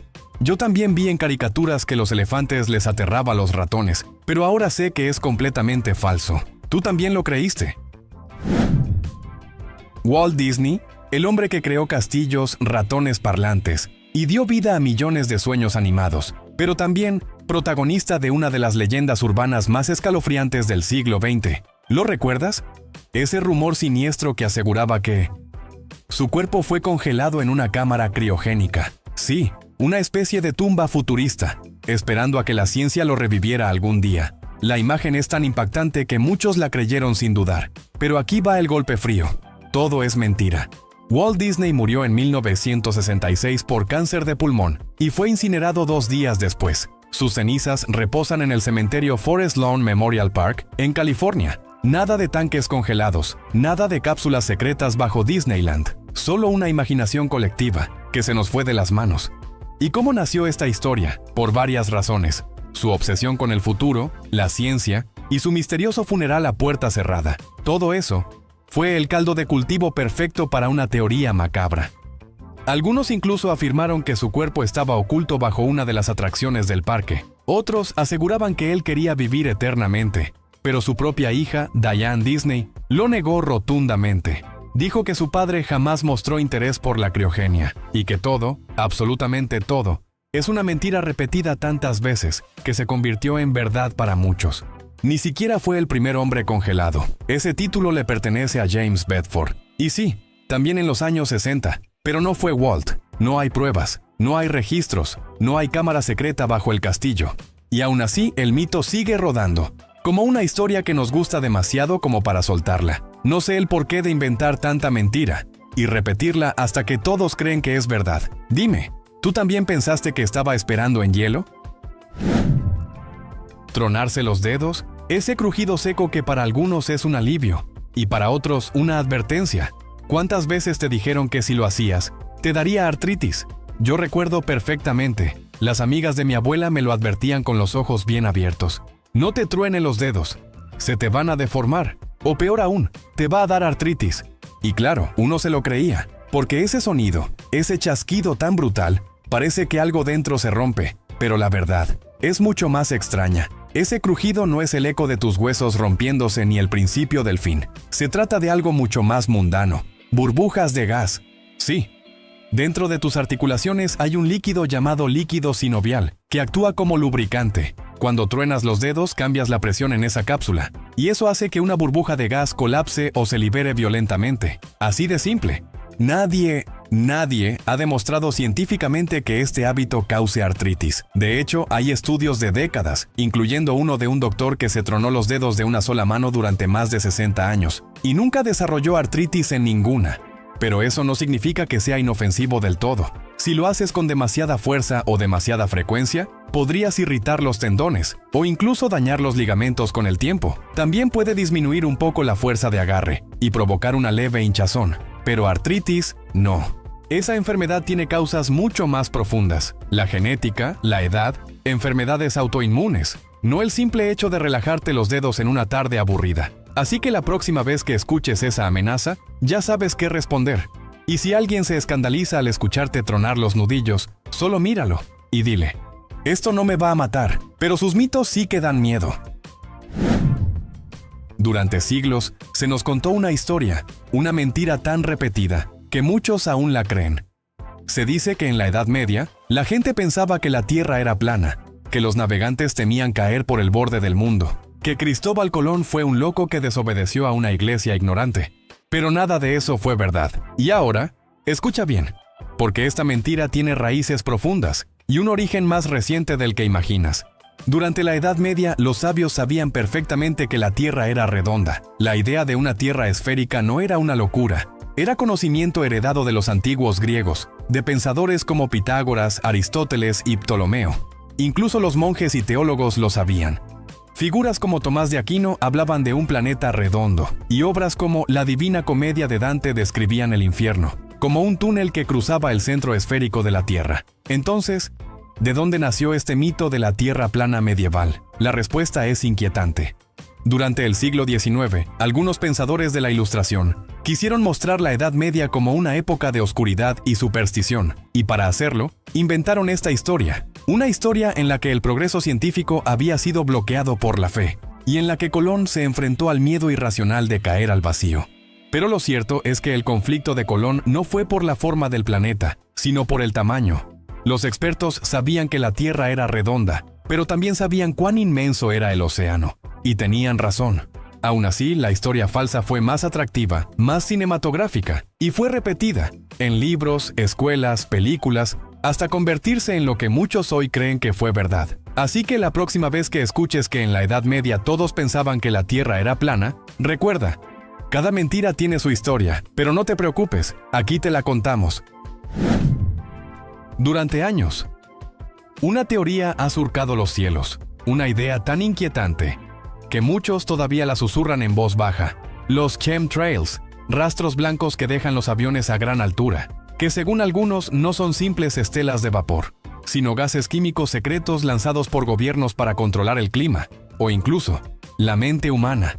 Suena escalofriante, ¿verdad? Pero, ¿cuánto de eso es cierto? La ciencia tiene una explicación clara. Cuando un avión vuela a grandes altitudes, los gases calientes que salen del motor se mezclan con el aire frío. Ese vapor de agua se condensa rápidamente y forma cristales de hielo. Eso es lo que ves en el cielo. Una estela de condensación, nada más. Pero, ¿por qué persiste la teoría? Porque algunas estelas duran mucho tiempo y otras desaparecen rápido. Eso ha llevado a pensar que hay algo más. ¿Y si fueran productos químicos? ¿Y si estuvieran fumigando, sin que lo sepamos? Lo cierto es que no hay evidencia científica alguna de que los gobiernos estén lanzando químicos sobre la población desde aviones comerciales, y muchos de los análisis que circulan en foros conspirativos han sido desacreditados por expertos en meteorología, física y aeronáutica. Además, los pilotos, las aerolíneas y los trabajadores del sector aéreo han explicado una y otra vez que no existen tanques ocultos, ni compuertas secretas para liberar sustancias. Las aeronaves están reguladas, inspeccionadas, y cualquier alteración quedaría registrada. Entonces, ¿por qué la gente sigue creyendo en los chemtrails? Tal vez porque necesitamos respuestas simples a fenómenos complejos, o tal vez porque el cielo es tan amplio que nos permite imaginar lo que queramos. Otra mentira de los aviones, no solo que sueltan sus desechos en el aire, sino esta otra aún más perturbadora, la de los gases químicos secretos. ¿Y tú? ¿Alguna vez miraste al cielo y dudaste de lo que estabas viendo? Durante años nos han hecho creer que un solo número puede definir lo que somos, nuestra inteligencia, el famoso CI, coeficiente intelectual. Pero, ¿y si te dijera que todo eso es otro mito? Las pruebas de CI solo miden una parte de tu mente, razonamiento lógico, memoria, comprensión verbal, pero dejan fuera algo vital, la emoción, la creatividad, la intuición. ¿Acaso eso no es también inteligencia? Imagina a una persona capaz de resolver ecuaciones complejas, pero incapaz de entender sus propias emociones o de conectar con los demás. ¿Dirías que es plenamente inteligente? Según estudios de la Universidad de Western Ontario, la inteligencia es multifacética. No se puede encerrar en un solo valor. Es un conjunto de habilidades que van desde el pensamiento abstracto hasta la empatía profunda. Y hay más: el entorno, la educación, incluso el estado emocional en el momento de la prueba. Todo eso puede afectar el resultado. Entonces, ¿cómo confiar en un número que cambia con las circunstancias? Howard Gardner propuso hace décadas la teoría de las inteligencias múltiples: lingüística, lógico-matemática, musical, espacial, corporal, interpersonal, intrapersonal y más. Cada persona destaca en unas, y eso también es inteligencia. Las pruebas de CI son útiles, sí, pero en entornos clínicos, no para etiquetar a alguien, no para limitar su potencial, no para decirle tú vales 110 y tú solo 90. ¿Y si ese número solo te estuviera ocultando todo lo que realmente eres capaz de hacer? Así que la próxima vez que alguien presuma su CI, recuerda esto: la mente humana es un universo, y ningún número es capaz de medirlo por completo. ¿Sabías que esto era otro mito? Durante años, se nos ha repetido lo mismo: los gatos odian el agua. Como si fuera una verdad absoluta, como si sumergir a un gato fuera invocar su furia ancestral. Pero, ¿y si te dijera que eso es solo un mito? La realidad es mucho más interesante y misteriosa. No todos los gatos detestan el agua. De hecho, algunos la adoran. Todo comienza con sus ancestros, gatos salvajes del Medio Oriente, territorios áridos, secos, donde el agua no era precisamente parte de su día a día. Ahí se sembró la semilla del desinterés. Pero ese desinterés no es lo mismo que miedo. Cuando un gato se moja, su pelaje se vuelve pesado, incómodo, pegajoso, como si tú caminaras con un abrigo empapado. ¿Te gustaría? A ellos tampoco. Sin embargo, hay razas que desafían este estigma. El banturco, conocido como el gato nadador. El Maine Coon, con su pelaje grueso y resistente al agua. El gato de Bengala, curioso por naturaleza. Todos ellos tienen algo en común. No solo toleran el agua, algunos la buscan. ¿Nunca has visto a un Michi jugar con el grifo, meter la patita en el chorro, mirar hipnotizado cómo cae el agua? No es casualidad. El misterio no es por qué algunos gatos odian el agua, sino por qué creemos que todos lo hacen. La clave está en la habituación. Si desde pequeños se les expone al agua de forma amable, gradual, sin sustos, pueden aprender a disfrutarla. Pero ojo, nunca los fuerces. Un gato estresado no perdona, y un baño mal dado puede convertirse en un trauma peludo. Así que la próxima vez que alguien repita el cliché, recuerda, no todos los felinos huyen del agua como si fuera fuego líquido. Ahora sabes que los michis no odian el agua. Es otro mito que hay que desmentir. Durante años, los carbohidratos han sido los villanos perfectos, los culpables de nuestros antojos, de esa pancita incómoda y de cada kilo extra en la balanza. Pero, ¿y si te dijera que todo eso es una gran mentira? Lo que realmente engorda no son los carbohidratos, es el exceso de calorías. Y entonces, sí, así de simple y así de ignorado. Los carbohidratos no son enemigos, son la principal fuente de energía del cuerpo humano. Lo que marca la diferencia no es si comes pan, pasta o arroz, sino cuánto comes y qué tan equilibrada es tu alimentación. Existen dos tipos: los complejos, que vienen en forma de frutas, verduras, legumbres y cereales integrales, llenos de fibra, vitaminas y saciedad. Y los simples, esos que están en refrescos, pasteles, golosinas, altos en azúcares añadidos y calorías vacías. El problema no es que comas carbohidratos, sino que te excedas con ellos. Y, peor aún, que los combines con grasas saturadas, productos ultraprocesados y cero actividad física. No importa si los consumes en la mañana o en la noche, el cuerpo no tiene reloj para ganar grasa. Lo que cuenta es el balance calórico total del día. Si comes más de lo que quemas, el cuerpo lo almacena y listo, aumento de peso. ¿Y sabes qué es lo más irónico? Mucha gente evita un plátano por miedo a engordar, pero luego se mete una dona, una soda y un combo gigante, pensando que el culpable es el arroz del almuerzo. No, no es el arroz, no es la papa, ni el pan integral, eres tú y las calorías de más. Así que antes de culpar a los carbohidratos por lo que ves en el espejo, mírate con honestidad y recuerda, los carbohidratos no engordan. El que engorda eres tú por el exceso de calorías que ingieres durante el día. Gracias por ver el video de hoy. Esperamos que te haya gustado. Si fue así, no olvides suscribirte y activar la campanita de notificaciones para que YouTube te avise cuando subamos nuevo video.